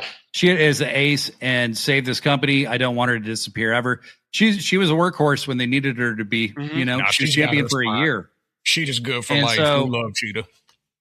Whenever there's an AEW Hall of Fame, she's going in it. You know? 100% first but ballot. yeah, Larry says maybe it's not clicking yet. Yeah, no, that's interesting. I think you guys can tell, like, I was not expecting anyone to say that. And so I wasn't either. That's why I was like, hey, this is just my opinion, and everyone no, totally. No, I think that's really good, though. That's good. No, shout out to the chat. Shout out to everybody. Good stuff. You guys give me stuff to think about. I appreciate it.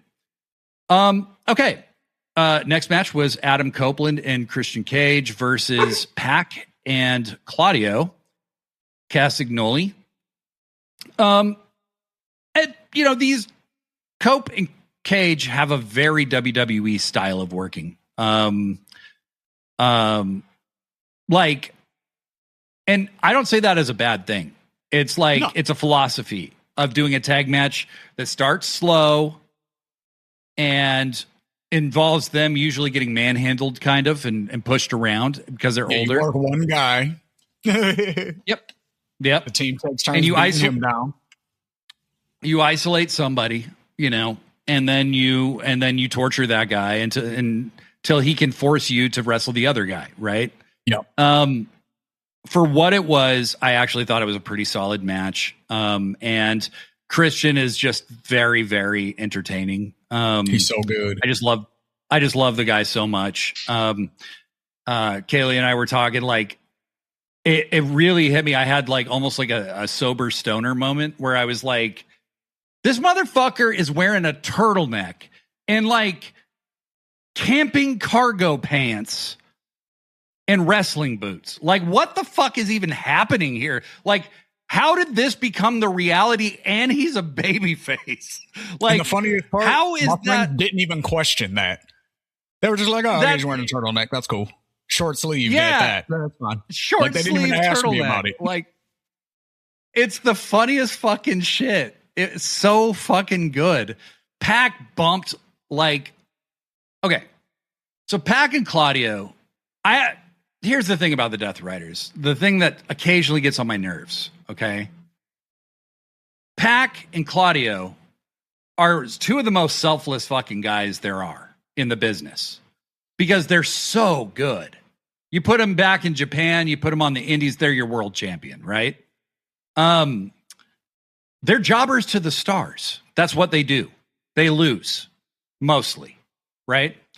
Danny Garcia and Yuta, I mean, they lose pretty much every match they're in, right? Yeah. And you have and Marina even doesn't win that often. Doesn't win. Yeah, Moxley is the only real killer in this group, like as far as win-loss record. Yep. Like, this group is about Mox. It's much less so about everybody else. And obviously with Ospreay being there for the time he was there, and God only knows what his status is now, but him being there for the time that he was there, Ospreay's obviously on another level too. I'm on another level, bruv. But these guys are so selfless, and they're working with these guys who are, not their generation, but just before them, because Pac's got to be 40 now, Claudio's like my age, I think 46, something like that. And, Cope and Christian are both in their 50s, and they're able to do what they're doing because of guys like Claudio and Pac, because they bumped for them, sold like total champs for them. It was amazing. And it made the match. It really did. I thought Pac and Christian were like the MVPs of this one. I love Cope and Cage. I love their dynamic. But at the end of the day, they won. We knew they were going to win. It's not like, yeah, we're going to have Claudio and Pac win the tag titles just before All In. Like, we knew that's not happening, But yeah, I thought it was a solid match, and that's all you can really expect. But it's really about the end, They're in the ring, and the Bucks music hits. The Bucks walk out on the screen. They just say it. There's no mic exchange. It's just the match has been made. The Bucks versus Cope and Cage. The Bucks are going to have such a fucking great match with these guys. Yeah. What'd you guys think of the match? Pippin, what'd you think? I I mean, it was fine. You know, I don't think it's gonna. You know, I'd be surprised if it's on anybody's match of the night, list. But it wasn't bad. Not at all. It was fine. It was filler. It was a good filler match, I think. It was a good palate cleanser, I guess, if you will. A good reset point in the pay-per-view. Mm-hmm. All of those things. Obviously the Bucks coming out at the end and challenging them, for the match at All In. That was the main reason for the match, was really just to get to that. So, I mean, as far as the storyline beat and leading into All In, it did its job. So, well, Pippin we've stayed up past parental hours, so Pippin has to take a bow. But thank you so much for joining us, friendo. Yeah. It's always a blast having you, and we'll have you back soon. Absolutely. All right, you guys take care. Take care. Peace, cousin. So yeah, I thought the match was fine, but it was really about the end with the graphics, Yeah, and they were awesome. That was awesome. And I liked that they didn't fuck around. They just showed the graphic. Like, that was the whole point, and they did it. So, very, very good stuff. And you remember that match the Hardys and the Young Bucks had at Double or Nothing right before Jeff fucked everything up, kind of? Yes. The Young Bucks made the Hardys look so good. Well, I mean, they're so good at putting together matches. Like, they know what all of their opponent's strengths and weaknesses are, and they know how to make those things look good. So, imagining them working with these guys who are much more like prime athletic shape than the Hardys were. Yeah. This is going to be really, really good. Oh, I can't wait. And I hope it still leads to they'll probably have to just call it a ladder match, but it will, for all intents and purposes, be a TLC match whenever FTR comes back. And I think that should be, I mean, if I'm booking a retirement angle for Edge and Christian, that's their last match. They have a triple threat TLC, and they basically just redo the Dudleys and Hardys match from WrestleMania 2000, was it? Yep. Yeah. 2000. And then they did another one in 2001. That's SummerSlam, I want to say. Yeah, they did a SummerSlam one, and then they did one at 17, didn't they? In Texas? Maybe that's the one I'm thinking about. Yeah, I don't know. That's the one. That's the one. It was the one at 17. Yeah. Antoine says, I want to make a decree. They are no longer the Young Bucks, just the Bucks. They want to be forever young. Player line, this will sound like a silly thing, but I think the way we still call them Young Bucks kind of misleads you away from remembering that all the other tag teams were considered veterans by their latte 30s, but I think he meant late 30s. Like the Bucks are at now, like these are full-on vets. Matt Jackson, I believe, is 40. So, Nick's like 35, 36. They just don't look, they look young still. That's the thing. Like, they've been able to maintain like their boyish charm, I think, throughout their career, and I think part of that is because they have never been like really big guys. Like, they never got to like Kenny size or, you know what I mean? Like, they've always been small in stature, and I think it's easier to look young when you're small. Good point. So I think that's a part of it. Good point. That's well said. All right, man. Well, I know this was the match you were looking forward to the most. We got the Painmaker versus the Psycho Killer. Oh, yeah. This could have been much worse than it was.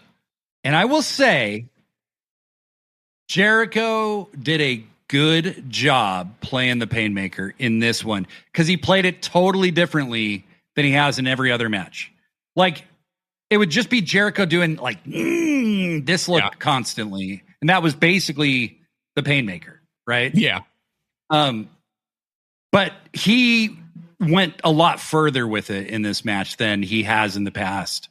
And the man put his body through hell in this match. Yes. And it was, in my opinion, it was way better than I ever thought it would be. Mm-hmm. And I enjoyed it a lot. I actually thought it was a really good match. For my what it favorite was. moment of the match, For sure, without a doubt, no debating, is Tommaso Ciampa wrestling against the stuffed animal mascot and Aubrey actually counting a pinfall. Best part of the match. That was amazing. I looked at my friends and I go, see, this is why we love professional wrestling. This will never happen in any other sport. Like, you know what I'm saying? Like, this is part of the magic right here. And listen to the crowd. They're into it. They're actually like into the fact that he's wrestling the stuffed animal. Like, he did like that's wrestling. Code breaker to a stuffed animal and tried to pin it. Yeah. And then Jericho, like, he had to kicks interrupt him the off count, of him didn't before. he? Like, Yeah, he interrupted the count. Was counting. That was and amazing. then he kissed the little Canadians, guy.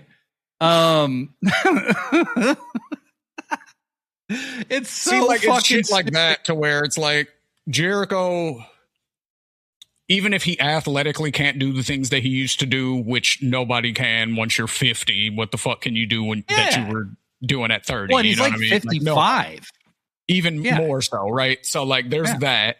Now, do I think that there is an argument of like, does he take too much TV time from people that could be coming up? Yes, that argument is valid, I think. That said, he has so much wrestling knowledge from all of his world travels, being in Mexico, being in Japan, being in Canada, being in the United States, in different companies in the United States. He's wrestled for every company in the United States except TNA, I think. You know what I mean? Mm-hmm. So, so he just has a wealth of wrestling knowledge that if you've only been watching since, let's say, the PG era, there's just certain shit that you wouldn't even think to incorporate in a wrestling storyline or a wrestling feud. Or, if you only were watching from the Attitude Era onwards, then there's certain shit from the 90s that really worked that you'll have no knowledge of. Jericho has all of that knowledge, so he can bring something like a stuffed animal into a wrestling match and have Aubrey actually count. Like, nobody else in AEW is going to do something like that because their frame of reference is from a much more recent frame of time frame. Whereas Jericho has all the way back to basically the 80s to pull from. Like direct knowledge, not even just stuff that he heard or stuff that he watched, like stuff that he experienced and stuff that Don Callis taught him in the 90s and like crazy shit. You know what I mean? So it's like, there's an appreciation for Jericho that I think I'll always have. And he was one of my favorite wrestlers at one point, like, in that kind of his cruiserweight going into WWE when he cut that promo on The Rock and like those first like several years of his WWE career, he was phenomenal. Like I loved him. The HBK matches at Mania. So it's like having all of that memory will forever keep me from completely hating Jericho, despite some of the stupid shit he does and says on his podcast and some of the guests that he has on there. And, I think that's more stupidity rather than anything nefarious. So with those things in mind, I fuck with Jericho. Yeah. This match was cool. I do too. Look, hey, like when they showed I got to read this from Yeti Malone. I hope you're hungry. Jericho's in the kitchen, mate. Pain. Blair Line makes a great point. Ciampa is fucking amazing when he's a full psycho killer menace. He really is. And I do have to say them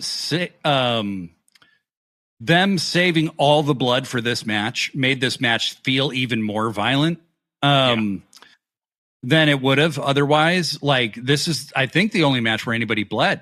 I mean, it was extremely violent. I mean, really, like, breaking mirrors on each other, breaking all kinds of shit. This is the best way to have Jericho wrestle, is like in these kinds of plunder matches where he can punch and kick, maybe do one move here or there, do a code breaker. He can only get one knee up for a code breaker now, but it still looks like it would hurt. You know what I mean? Yeah. And so if you're gonna have Jericho in the match, I think I had said I wanted them to leave this at a one match thing because I wanted Ciampa to get the rub, Yeah. But the way Ciampa lost this match was by kicking out of literally every finisher Jericho has, right? Jericho realized, I can't pin this guy and I can't make him submit. So I'm going to drill into his fucking skull, and the ref stopped the match. Yeah. Like, that's creative how ending Ciampa lost. So Ciampa really didn't look bad, even in losing. Creative ending. Yeah, he didn't take a pin. So it was just Jericho was willing to be a little bit crazier than he was, or Jericho got enough in advantage to be crazier than Ciampa in this particular match. I don't think it actually really hurt Ciampa that much. It was done as well as it could have been done if he was going to win, you know? Yeah. Antoine says Kyle bled a little bit. This was the most perfect way to use Jericho in his current form. Beef Mordos, great point. As long as Jericho just keeps telling mini side stories, I'm fine with his return. And that's what this felt like. Exactly. And the Ricochet thing felt like it was just many little side stories.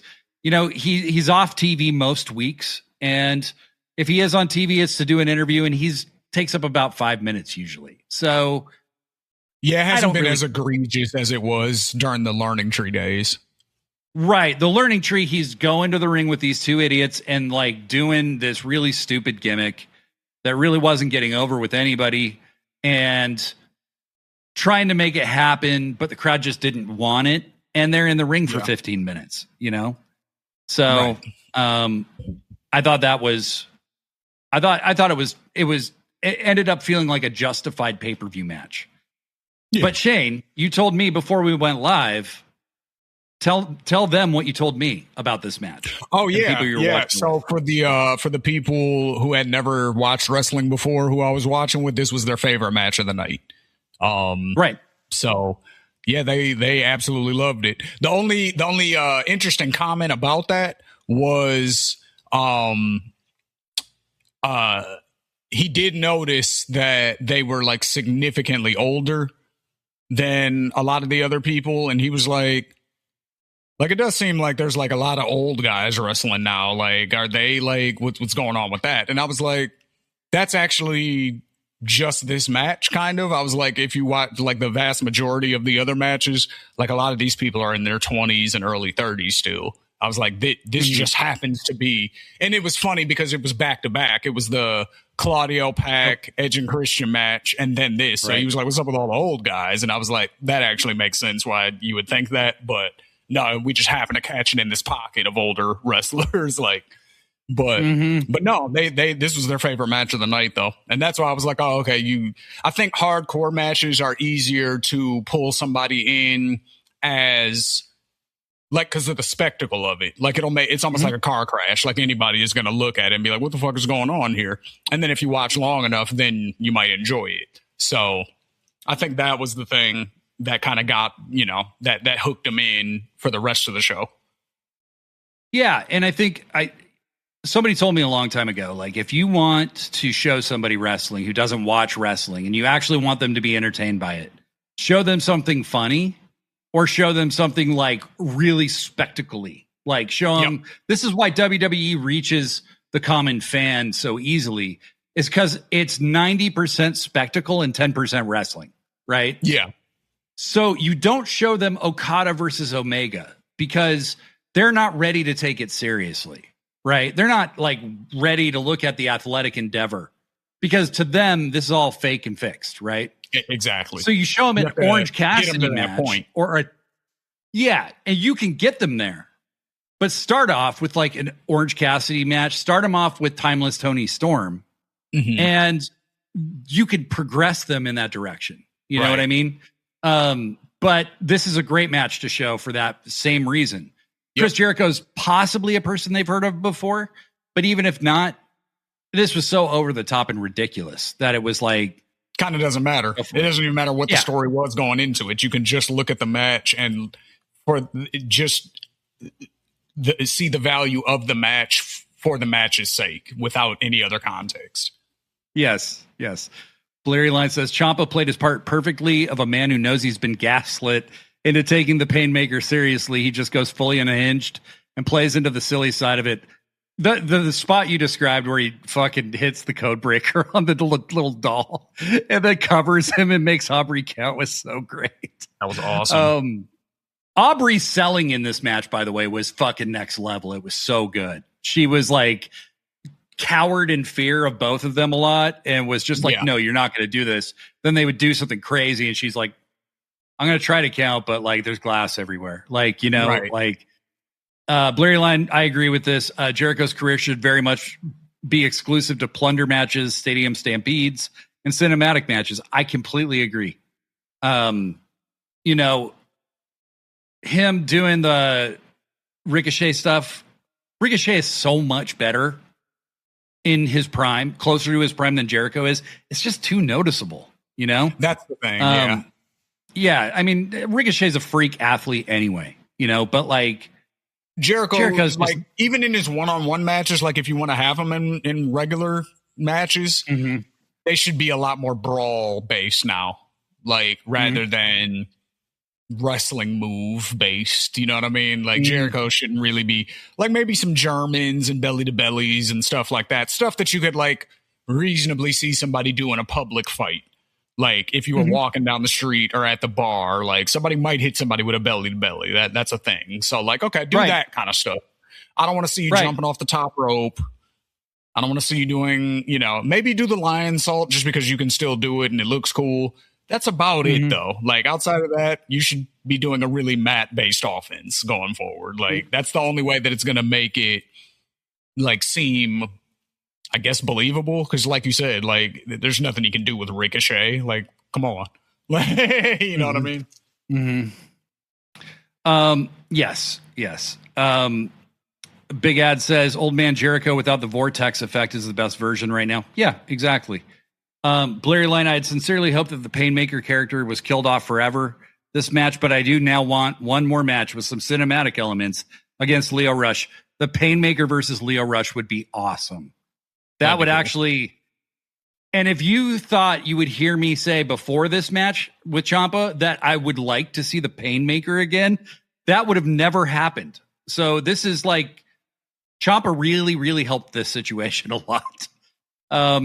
Yeti Malone, Ciampa is 29. No, he is not. He's 40. He looks like he's 65 because of all the gray in his beard. But he's awesome. Santa. Yeah. Betty the Bear. Orange versus Ospreay is a fun first match. Bit of ha-ha, bit of athleticism, and bit of eye candy. The eye candy being Shibata. 100% agree on all counts. Blurry Line says this is going to be a weird comparison, so bear with me. If you've ever seen like Strictly Dancing with the Stars, every year they'll have like one old guy celeb who gets paired with this 25-year-old professional dancer, and it's kind of for comic relief of this old uncoordinated guy trying to drag this flowing professional around the dance floor, and you kind of feel bad for her. That's Jericho's regular singles matches against current guys. Yeah, I mean, okay. There are plenty of reasons to give Jericho hell. His ability to put out the best with his opponents is not a valid one. Beef Mortos, you guys, I have to admit this. I love the Painmaker gimmick. I have no reason. I just do. Please forgive me. Okay, so Beef Mortos, here's the trick at the end of this. Degree and I were talking about this, and we were like, we hate the Painmaker, right? But all the reasons we hate the Painmaker is also why we love the Painmaker, because it's this old, very out of touch gimmick, and it's the most pro wrestling shit ever. And you can only do this in pro wrestling, and that's awesome. And it kind of doesn't even make sense at all, because it doesn't make any sense. You only created the name because of Okada. You haven't. Why are you like? Why is it? And it's such a corny retort to Rainmaker.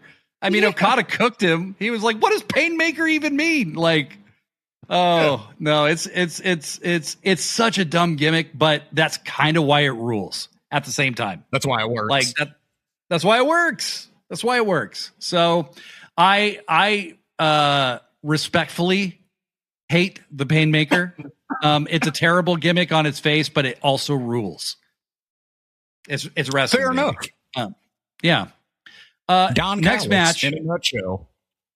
Yeah. Oh my God. Don Callis. Yeah.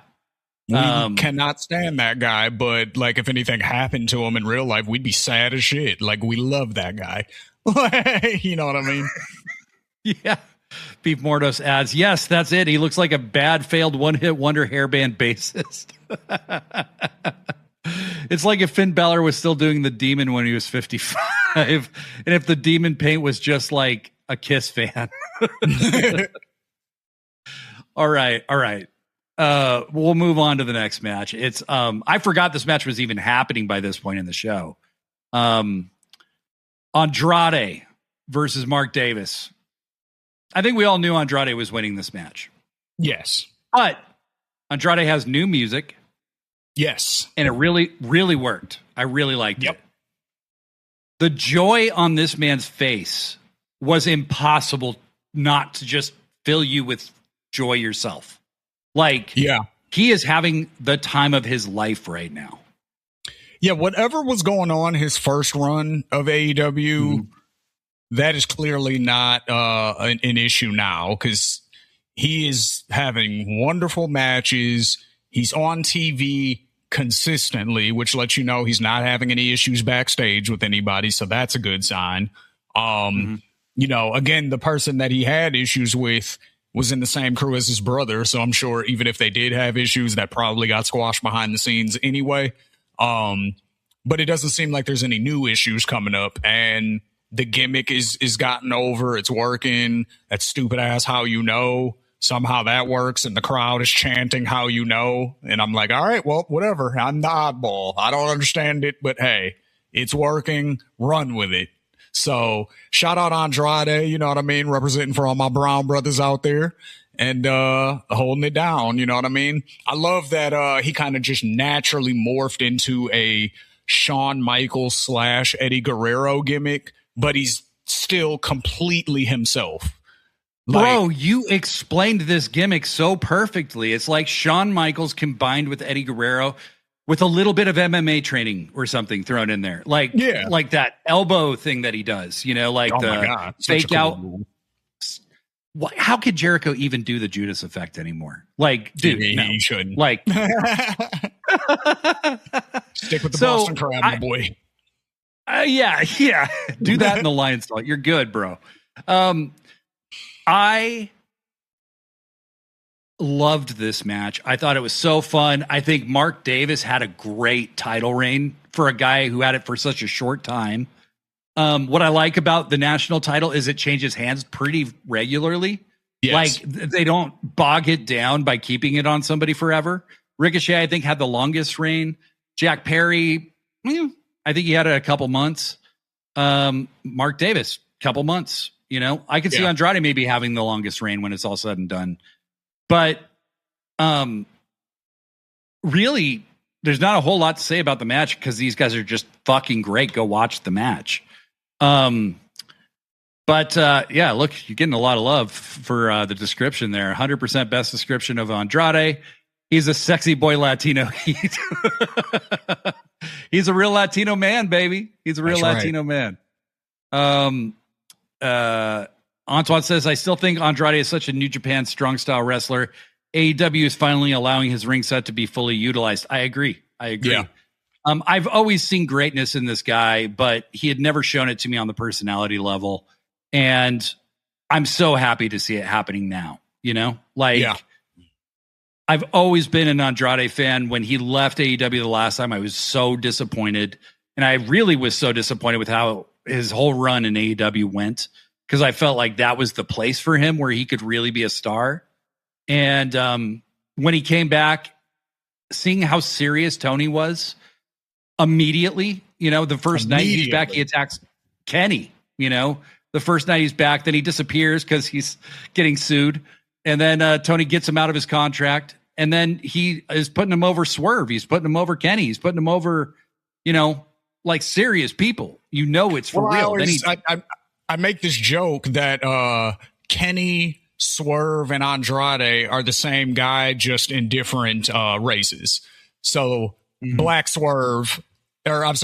Kenny is Swerve. You know, Mexican Swerve is Andrade. White Andrade is Kenny. Like they're all the same guy. Like, you nailed it. So. You nailed it. No, that's very, very true. So that made so much sense when he put him with them immediately. I was like, yeah, he belongs there, and he looks like he belongs there. He does, and I think there's a real chance he could be a world champion at some point. Yes, like this, he is made to be a babyface with this persona. This is a babyface. He can't be anything else. Yeah. But Beck says the how you know makes no sense, but I'm like, okay, how you know? And right. That's wrestling, right? That's wrestling, right? It's the same thing I was saying about the Painmaker. No, it doesn't make any sense. And it's stupid because it became a GIF, basically, that people would use all the time because it was funny how he said it in that particular promo. Okay, how you know? But it became a GIF that took off, and then he turned it into a catchphrase that makes no sense half the time it's said. And then in the middle of the match last night, before he does a move, he goes, how you know? And then he does the move, and the crowd goes ape shit. It was so awesome. It was rad. I loved it. But after he won, there was like this euphoria in the crowd coming through the screen. The pictures that I've seen of him walking to the back with that belt, his post thanking his mom and all the fans today. Holy shit.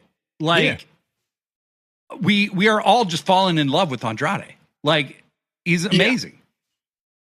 Yeah, it's like I think we just truly appreciate the skill that we knew. It's kind of like Ricochet in a way too.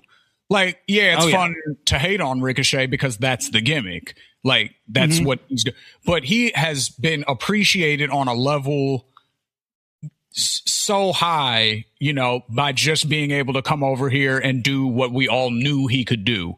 I think that's the thing. Like when people are able to finally show us what they're capable of, then it's like, man, this guy should have been up top. Like, you know what I mean? So it's like, it's easy to sort of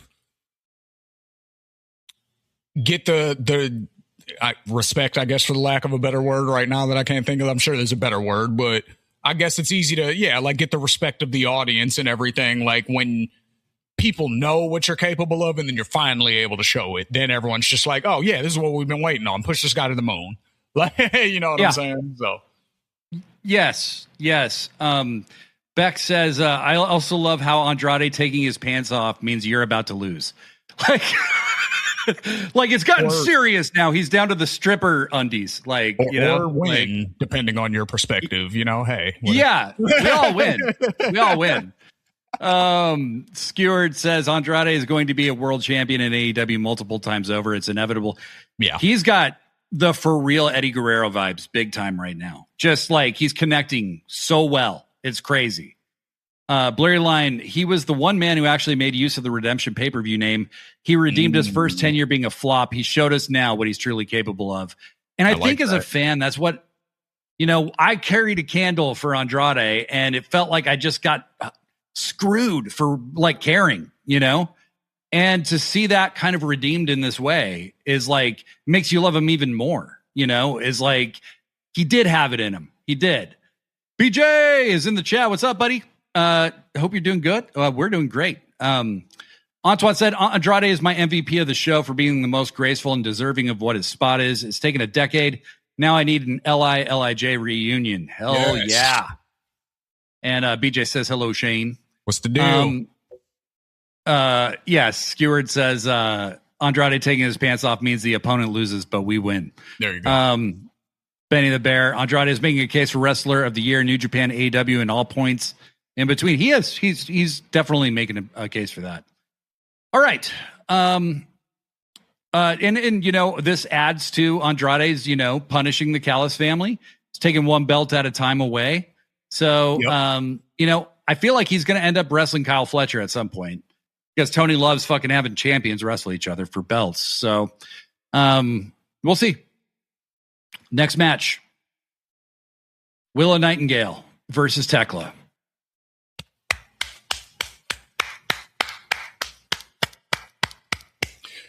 I'll make all the same points I made earlier. One, everybody, for the most part, and I totally understand, I totally get it, everybody, for the most part, was not ready for Tekla's reign to be over. And I get it, because Tekla's amazing. Tekla's a superstar. Tekla was possibly the number one person in AEW, period, for a certain amount of time there. Yeah. I grant all of that. I love Tekla. Mm-hmm. However, again, if we're looking at historical context and we're looking at representation and sort of what AEW, whether this is on purpose or not, has essentially represented, it's important for them to do this in this moment when, you know, the country is as tense as it is. You know, we're having, you know, stories like, you know, Nolan Wells, rest in peace. We're having stories like Carmelo Anthony in Texas, and, you know, the Austin Metcalf, the young man who lost his life down there. You know, rest in peace to him as well. Fuck his dad, but rest in peace to him. With all of these things going on, it's really important for people to have that representation and for people to like it. Like, I saw no backlash really when Willow won, even though everyone was like, Tekla still needs the belt, we're not ready for Tekla to lose. When Willow won, nobody was sad still. Everyone was still really happy for Willow. And that's important to see as well. That's important for people like me to see. That's important for people like Antoine to see. So it's like, it's good that our happiness doesn't cause you guys' anger, in a sense, right? So it's good for those reasons. It's good for the historical context, because now we have Mercedes versus Willow at All In, two black women that are headlining the show. It took the other company how long before they had two black women not just headline WrestleMania, but like even be on the show? Yeah. You know, wrestling against each other. Like, this shit took forever. You know what I'm saying? Like, for them to do it. AEW's been around for 7 years, and they're already about to do it. And again, right now is important to do it. Tekla is a star. You can really put her in the title picture at any given time. It'll always make sense. She's always, I think, going to be looked at as a Toni Storm level, Mercedes Moné level competitor at this point. I think she solidified her spot, and she can win that title back again. You can run it at All In next year, Tekla versus Mercedes, or at any other big show. I don't think it takes away from Tekla to not do that match now. I think it does potentially take away from Willow if you don't do that match now. So that is more or less where my thought process going into this match was.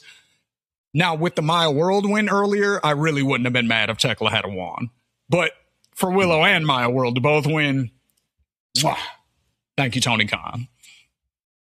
The Maya World win threw me for a loop. It did make me start to rethink, because you know, I did predict that Willow would win this one, but I started questioning myself, because I'm like, are they going to have two babyface title changes like in the women's division that only has two singles titles? They're going to change both of them tonight. And thankfully they did. I said it in the group chat, and I will say it here. Chris Statlander was given the opportunity last year to join Mercedes and Tony as the tippity top of the division.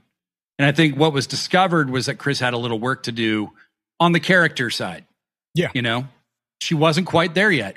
They gave her consecutive wins, 2 wins over Toni Storm and 1 over Mercedes. Right? She just wasn't quite ready. And that's okay. No dig at Chris at all. They had a match where she beat Tekla, but the crowd was chanting for Tekla, right? It was obvious that Tekla was the one with the steam. And so they had another match 2 weeks later, and Tekla won that title. Tekla held that belt for 4 or 5 months during one of the worst periods for the women's division that I can recall. Honestly, yes. It was really, really bad. No Mercedes, no Tony. So Tony Khan just backburnered most of that division, to his shame. Okay. Like, no excuses. Like, that was not good. Yeah, no, because you have other people that you could insert in that spot, and for some reason the trust isn't there. Like as far as on the entertainment side, right? Like, because I think that's probably because all the women can wrestle their ass off. That's not a problem for any of them.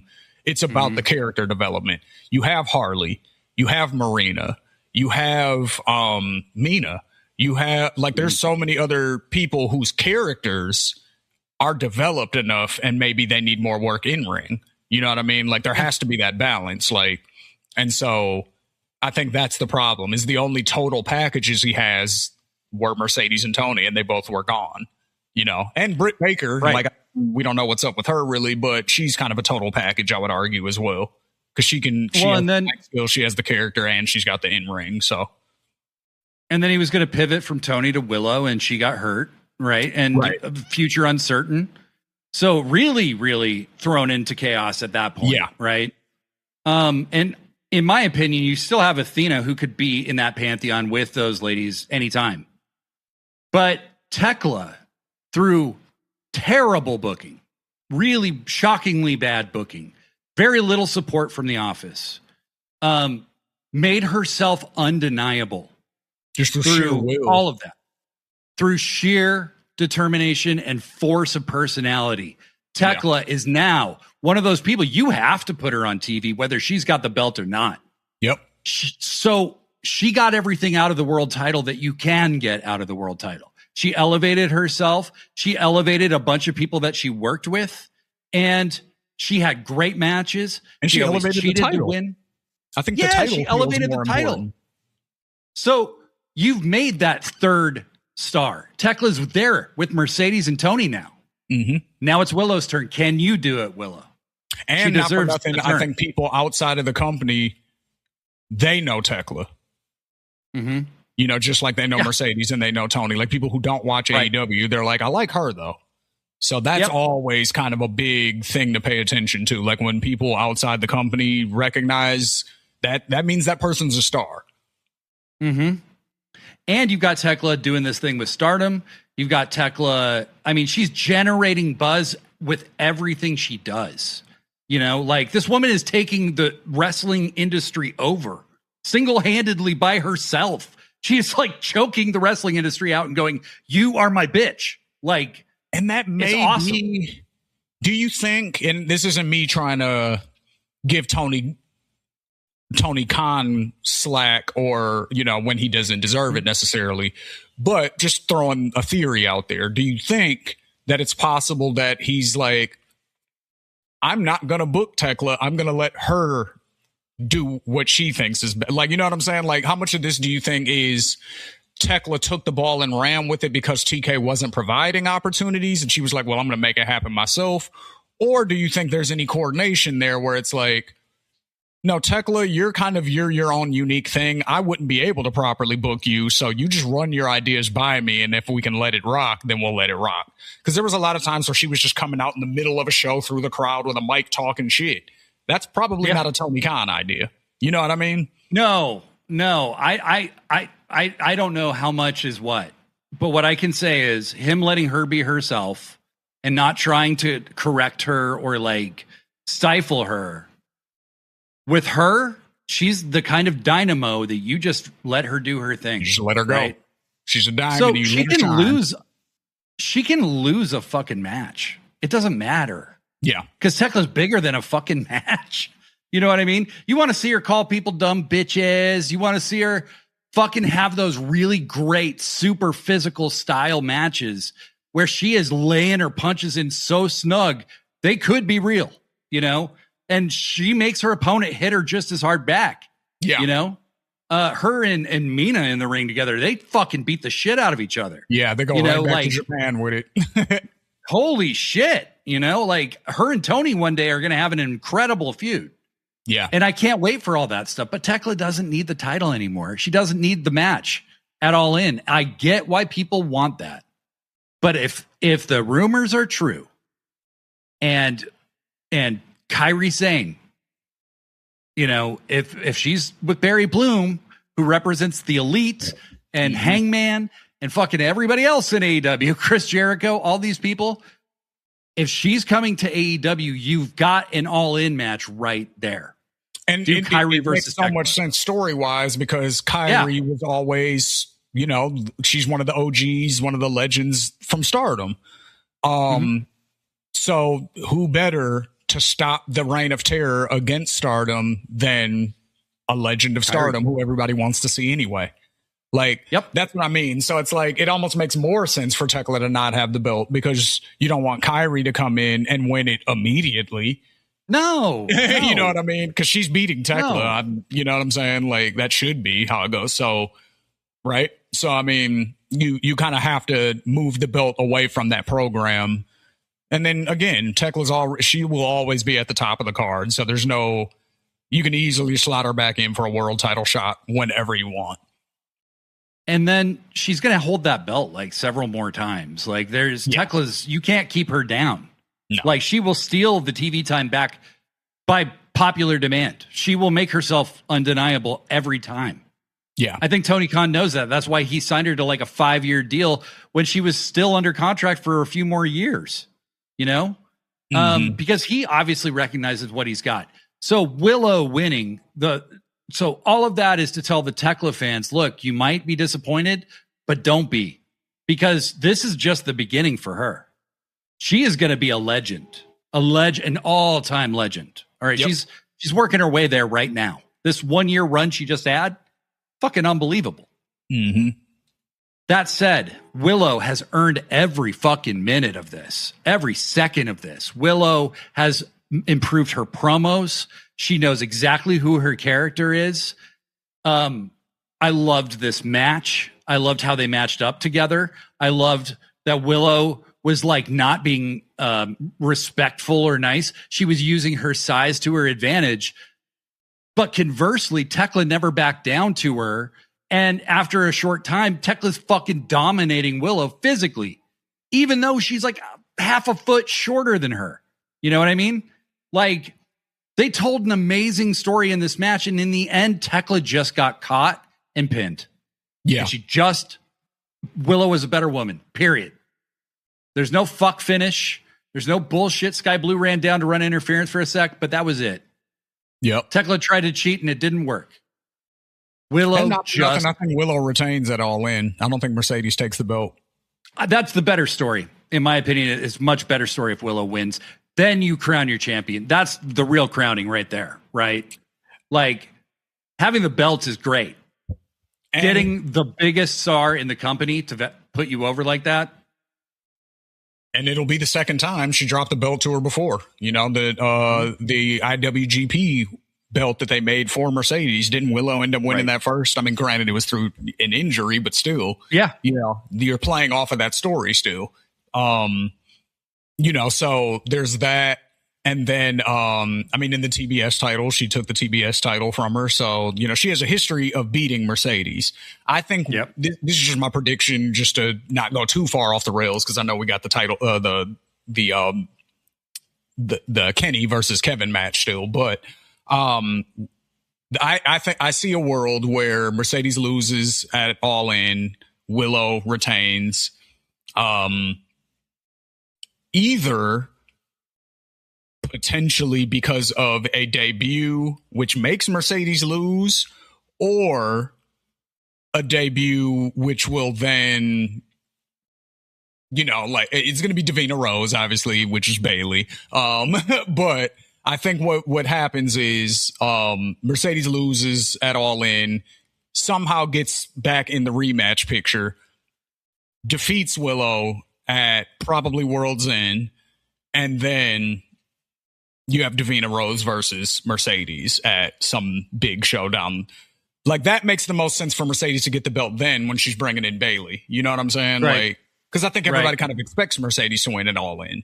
Like, just because, well, Mercedes, it's her time now. Why? Doesn't have to be. You know what I mean? So, I mean, Mercedes is already going. Yeah, Mercedes is bigger than any belt, you know? And when she finally wins that belt, it's going to make that belt bigger, that it took someone as great as her so long to win it, you know? Yep. And I think Mercedes understands that the journey is the story here, you know, for her. So, yeah, Willow, this is her time right now. I'm so excited for her. And Tekla has a million stories she can go off and do now. You know, she could just run roughshod with the triangle. You know, and just fucking be, you know, crazy and attack people and be a faction for a while, or she can help them win the tag titles at some point, or whatever. Trios champs right now too, so they already got stuff going with that. Like they could be sort of defending those against women's trios in AEW. You know what I mean? Like, so that could definitely work too. Yeah, I think that at the end of the day, Willow needed to win this match because you only have a month. Tekla's a heel. Mercedes is a heel. They both have entourages. They're both very hard to make sympathetic, and I think if you pressed the crowd, they would pick Tekla. Yes. And do you really want to turn Tekla babyface? Because ultimately, you would have to. That's You wouldn't have a choice. Right? That was my other thought also. Like, you're going to do a heel versus heel at All In. Like, AEW is more... Now, granted, I do think they're more of a nuanced company in the sense that they don't really have faces and heels. Everyone, like, we've talked about this before, like, where I say everything is based on personal motivation. But some people's personal motivation leads them to do more outright heelish things. So they're just by default in the heel category. And I think Mercedes and Tekla both kind of are unique examples of neatly fitting in the heel category. So that's a hard one to book. It's not like booking, you know, Mox versus somebody where it's like, I kind of get why Mox is being like that, but he's still kind of a dick too. Like, it's not like that with Tekla and Mercedes. They're both just straight evil for the sake of it. So like, Yeah, and I don't remember if it was after this match or before this match, but somewhere around this match, Mick Foley interviewed Divine Dominion. Basically... living my dreams, sir. They mommied Mick Foley and made him sit down in a chair between the two of them and bark like a dog to bow down. And he bow-wowed over and over again. I saw James Romero. Wow, yippee-yo, yippee-yay. He's Stevie Richards' co-host on his podcast, and he said this was Mick's. He was very offended by Mick's segment. Thought it was disgusting. I thought it was funny. These ladies knew what this was going on here. He's Mick Foley. He's never been problematic. He's allowed to fucking enjoy beauty like we all do. And it was pretty much a nothing like way to do it. Like he wasn't being overtly anything. Yeah. Antoine says it best. I'd have done the same thing. Snoop Doggy Dogg is in this house. You feel me? You're between two of the just gorgeous women who are like fucking willing to play along and let you do that.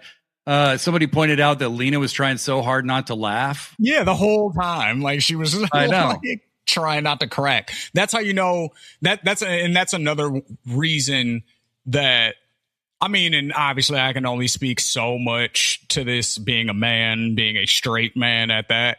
But from what it looks like, you know, when everybody's on board for it, then it's okay, right? Like it's not misogynistic or gross in any way or anything like that. Yes, they're playing off of sexual undertones, but come on though. Like, you know what I mean? Like certain wrestlers are doing that on purpose. We just talked about Andrade and how removing of the pants and showing dong is his signature move. Like, yeah, it's like a signature move. Women do that too. Megan Bain knows the outfit that she's wearing and what the whole outfit is. You know what I mean? Like she knows what she's doing. So it's like she knows how to make somebody like me fall in love with her. And it's successful. It worked. You know what I mean? I love Megan Bain. It happens probably dozens of times to them every day. Like, you know, like they're Amazonian and gorgeous. Like, what are you going to do? And he wasn't being gross, you know, that's the main thing. Yeah, like, and they weren't gross. Like he was playing off of it. They were allowing it, you know, like everybody was in on the joke. So it was a joke that everybody understood. And it was like the Muppets version of it, you know? Yeah. Blair Line says, I kind of do want a babyface Tekla at some point. The idea of her being a menace for goodwill eventually hit well. Yes. No, she could be like, you just have to be prepared because she might just become your Stone Cold. It might become the most popular character in your entire company. Yes. You know, so you got to be prepared to strap the rocket to her immediately when the time comes. So I think Tekla will be that Stone Cold type babyface at some point. Because my God, they love her. They love her. Yes. Beck says, you're meant to bow down. I mean, it's true. And I am absolutely fine with it. Yeah, with no problem. No problem at all. Happily bow down. They are my masters. There's no question. Okay, last match. Kenny Omega versus Kevin Knight. Yes. Kevin's got new music. Andrade's got new music. And Bleary mentioned that Mikey Ruckus did not write either of these. I'm not sure what that's about, but I know Mikey, he's never written all of them. You know, he's written most of them. But maybe they're just going for a different feel, you know? I also think the danger that you run when you have one guy writing all the songs is everybody's got a thing they do, right? Even if your thing's really big and it's like very diverse, at some point things start to sound the same, right? I didn't really hear that in Mikey's stuff, but like maybe they just wanted a different feel for these particular tracks. I think Kevin Knight's new music is really fitting for his character. But him with the dorky ass, the one you look up to, like, that is the dumbest, douchiest heel shit ever, and I love it. I love it. Perfect. I mean, and it's a double meaning because he's the jet, and jets are in the sky. So right. You look up, and he can jump. And when really high. And when you're on your back after he just beat you, you're looking up to him, right? Yep. And the fans. So it's actually a triple. It all worked. Kevin's also wearing the old school heel boots, the like Arn Anderson, Tully Blanchard, Bret Hart style 80s villain boots. Yeah. Love it. Love it. Oh my God, I loved it. Nobody does that anymore. I loved it. I'm surprised FTR never really did much with that. I don't think. Because it seems like that's made for them. But loved Kevin doing it. Kevin comes down. Kenny gets the big entrance.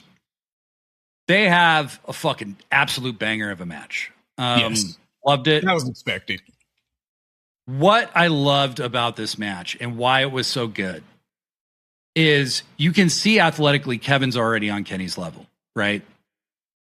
But in kayfabe, he's clearly not. He's not yet.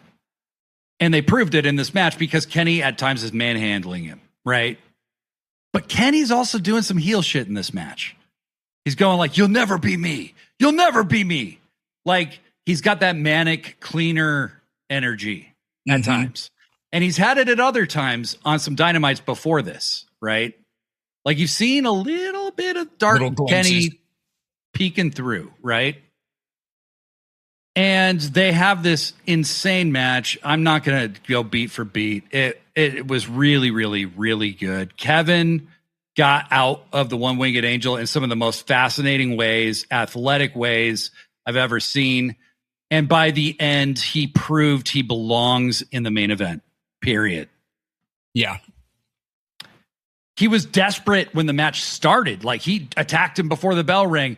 He he attacked him while he's doing the Kenny Omega. He attacks him, you know? Wow. Oh, yeah. Yep. He didn't give him an inch. And he showed like right off, like, hey, I'm not going to be the nice guy here. Like, I'm coming for you, you know? From the very jump, that's what he was putting across. And I loved that. Kevin really, really impressed me in this match. He wasn't booked to look like Kenny's equal, and he shouldn't be. Okay? Like, he's proving that he can hang. So he could hang, but he's not quite there yet. That was the message of the actual match. And I think that's perfect for where he's at right now. Slightly differently. I mean, it was basically essentially the same thing. But rather than it being a story of whether Kevin was like physically able to keep up with Kenny, I feel like he did prove that. It was more of the experience factor, more of the veteran versus young guy thing. Yeah.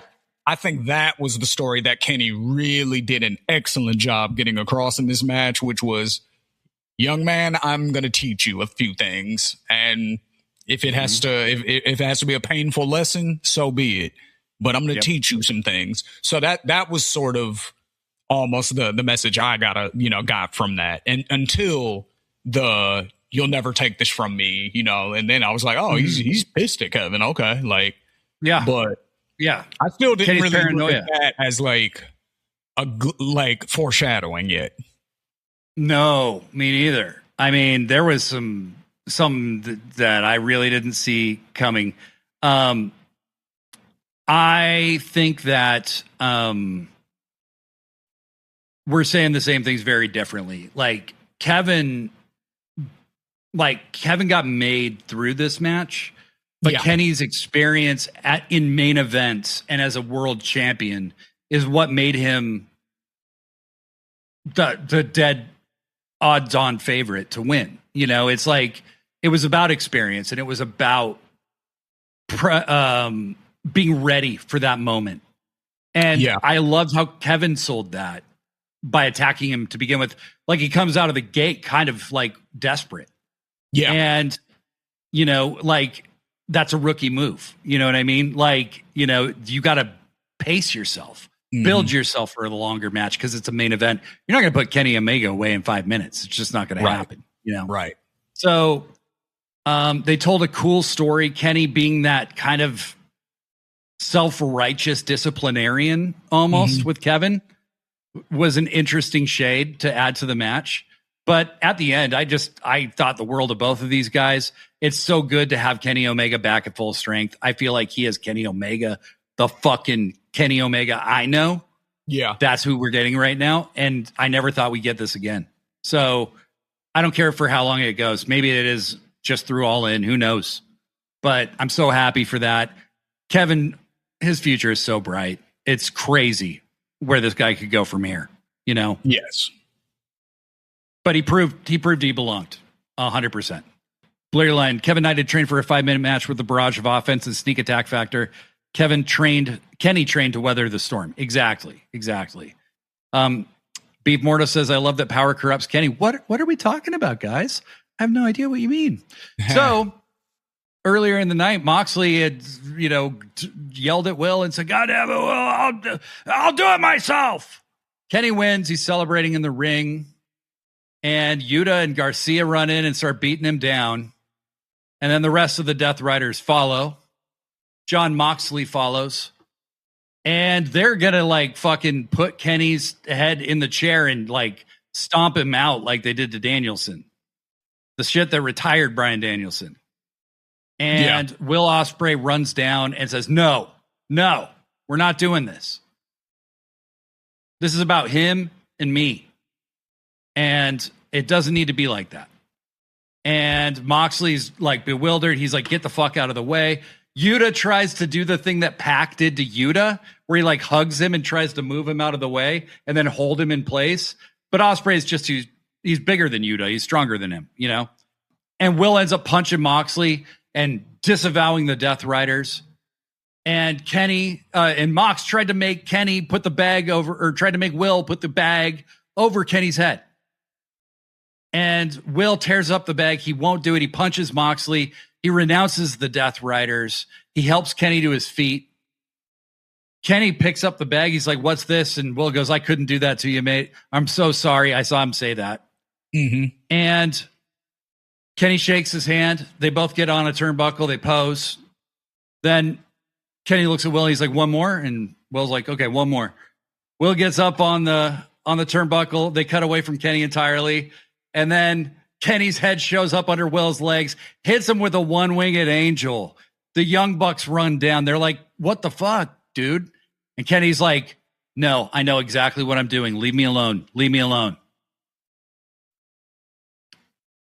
This was so well done. Yeah. I loved this angle. The tension was so palpable. I thought, is Ospreay going to turn on him even after all this, right? I was like, I wonder if Ospreay is going to swerve everybody by saying no, this is between us, blah, blah, blah. Don't, you guys get out of the ring. And then Mox is like, what? And he's like legit angry because he thinks Ospreay is going to do what he actually ended up doing. But then I thought was going to happen was, Kenny was going to be celebrating or whatever. And then Ospreay was going to, hit him with the what's his move? The elbow, the hidden blade. Hidden blade, thank you. I thought he was going to hidden blade him, and then Mox was going to be like, "Oh shit, okay, he is one of us."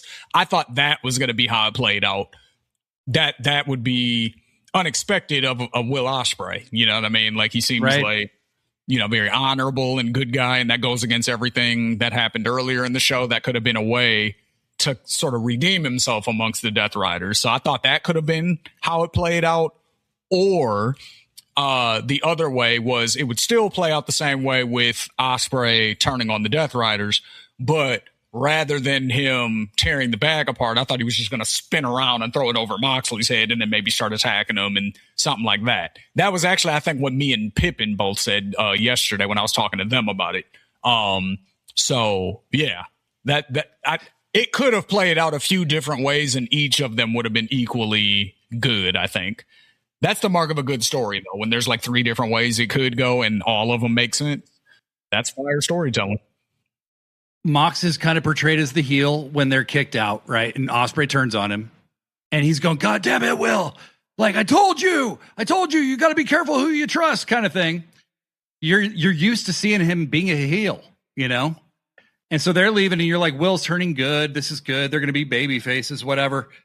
But Moxley was right. You're swimming with sharks, motherfucker. You're in the main event. You can't trust these people.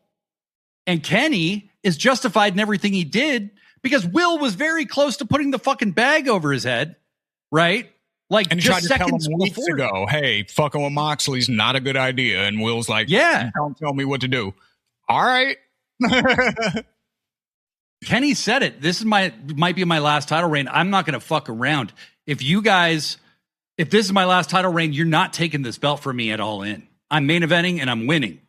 So Kenny had the killer instinct to just put him down that Will doesn't have. Yeah. And now Will has ostracized the Death Riders, who did have his back. Yep. Now the Elite are showing unity. The Bucks come in. They're like, "Kenny, are you sure about this?" And Kenny's like, "I'm very sure." Then they just pose with him in the ring. The most unsure pose ever. And they're like, okay. Guilty flex there. And then they go off the air. Kenny didn't really turn heel. He's just showing a harder edge. Like, I'm not going to put up with your insolence and your bullshit. You're not a kid, Will. It really depends on how they follow up with it on Dynamite. It depends on what Kenny does and says on Dynamite, because that's going to be portrayed as a heel move because he did it to Ospreay and everybody loves Ospreay.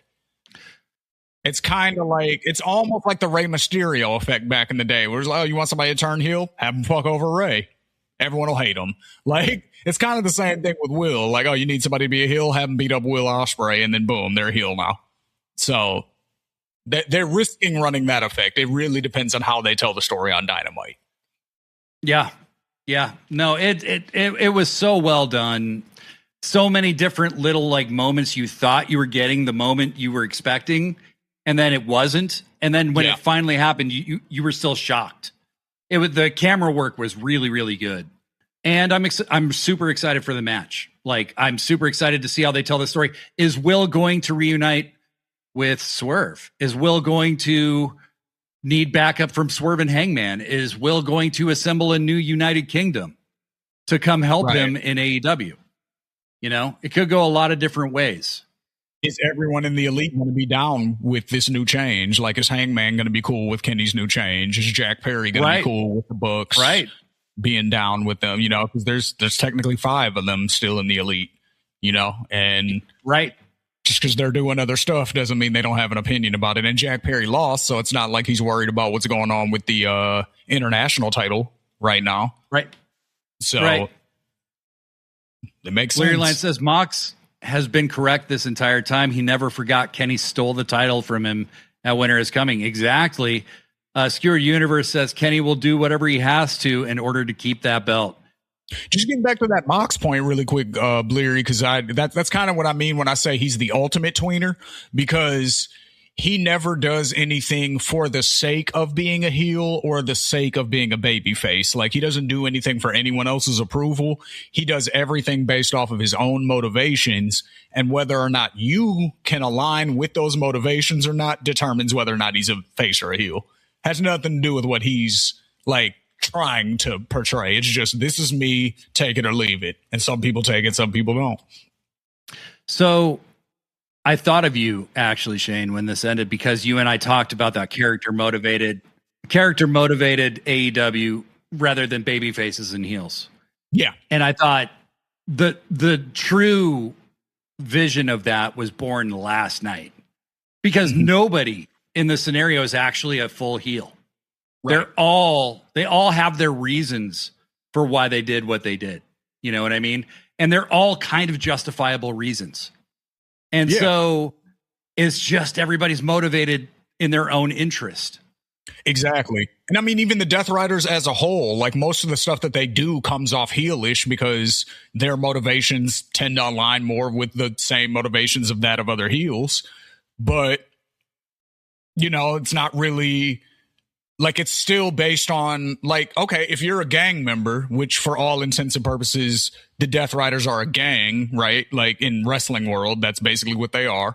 So, like, they fight each other to get in membership, and they, you know, you got to be a certain toughness level. They're a gang. So that's how it works. And gang rules, like, if one of your homies is going out, even if they're on some bullshit and they're doing something that you don't agree with, you have to have their back anyway.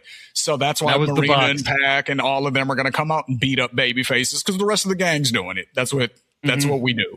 So it's like, even that motivation still makes sense. Like, from a, you know what I mean? It's not necessarily babyface or heelish. Like, families do that. You know, if my cousin's getting jumped, I'm probably jumping in, even if he's wrong. Yeah.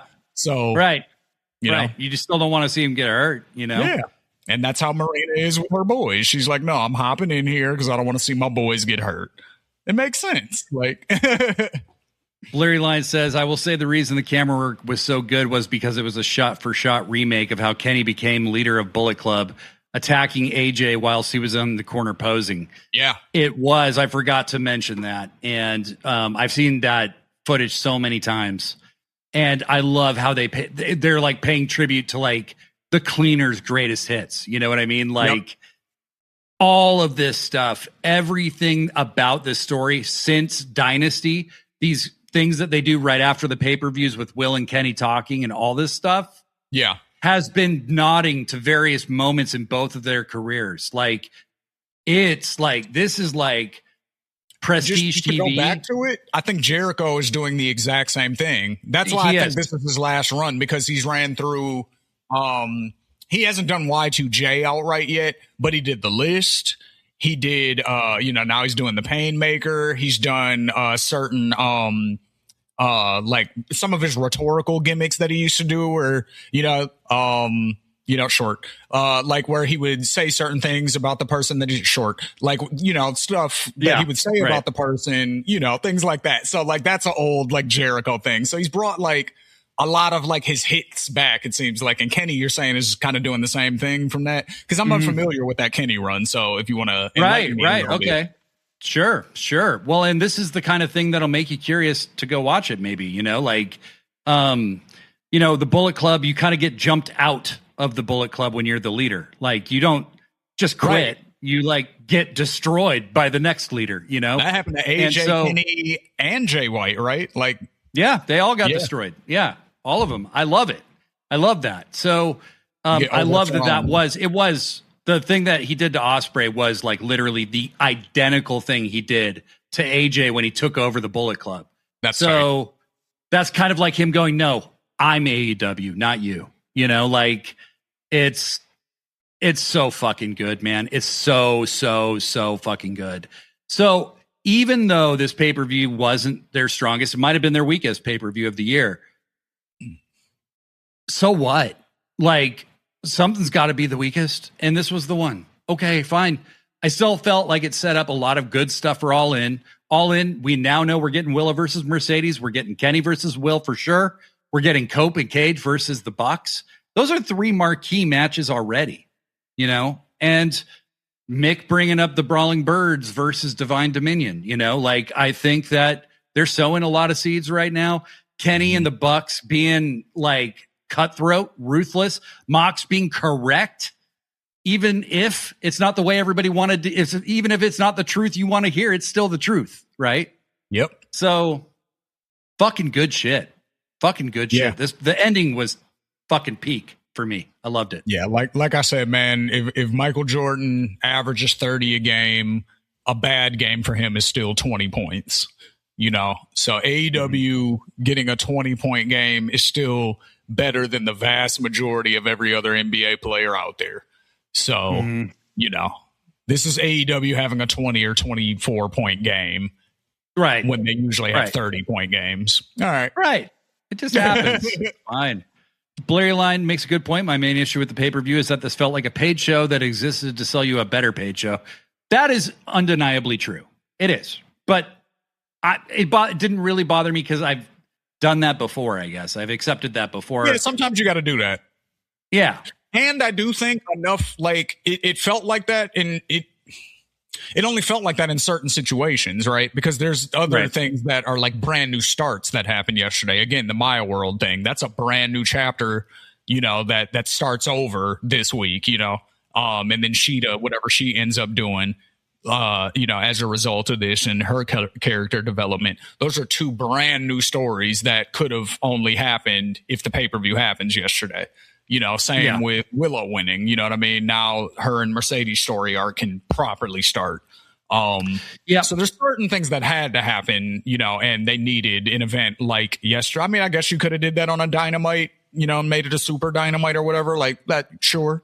But I think enough pay-per-view worthy things happened on the show to where it wasn't, it's not like the full show was just setting up for All In. Like enough happened uniquely for that show to where, you know, Andrade winning, you know, that same thing. Like those are pay-per-view. 3 title changes on a pay-per-view is very rare for AEW. So especially like that many, Yeah. 3 title changes is very, very, very rare. Yeah. Skewered Universe, I think Redemption could work better if it's always just a one-off and not another full pay-per-view. You could also take the name Redemption and make it a TV special like Battle of the Belts for a week or a bike, or I'm not sure what the last word is.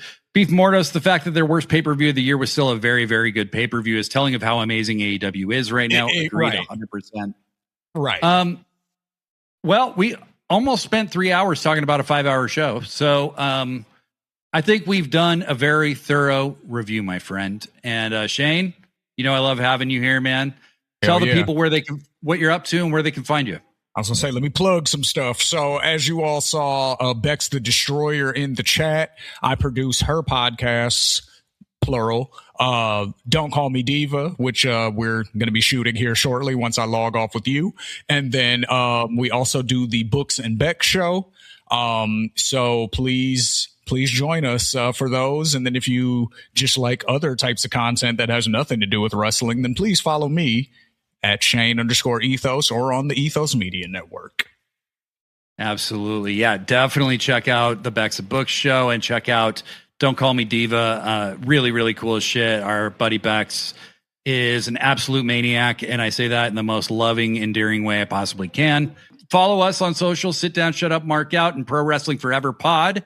Jobber Underground is close to, it's getting closer. So that's going to be out there. Please follow Jobber Underground on all of the social places, on Instagram, on Threads, and on Blue Sky. It's just at Jobber Underground is our username on all of those places.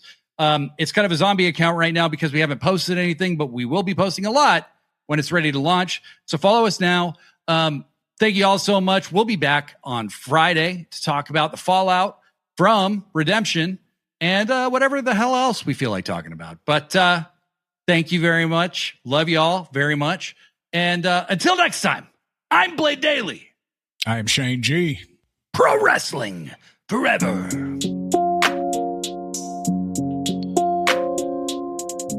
Shut up. Forever.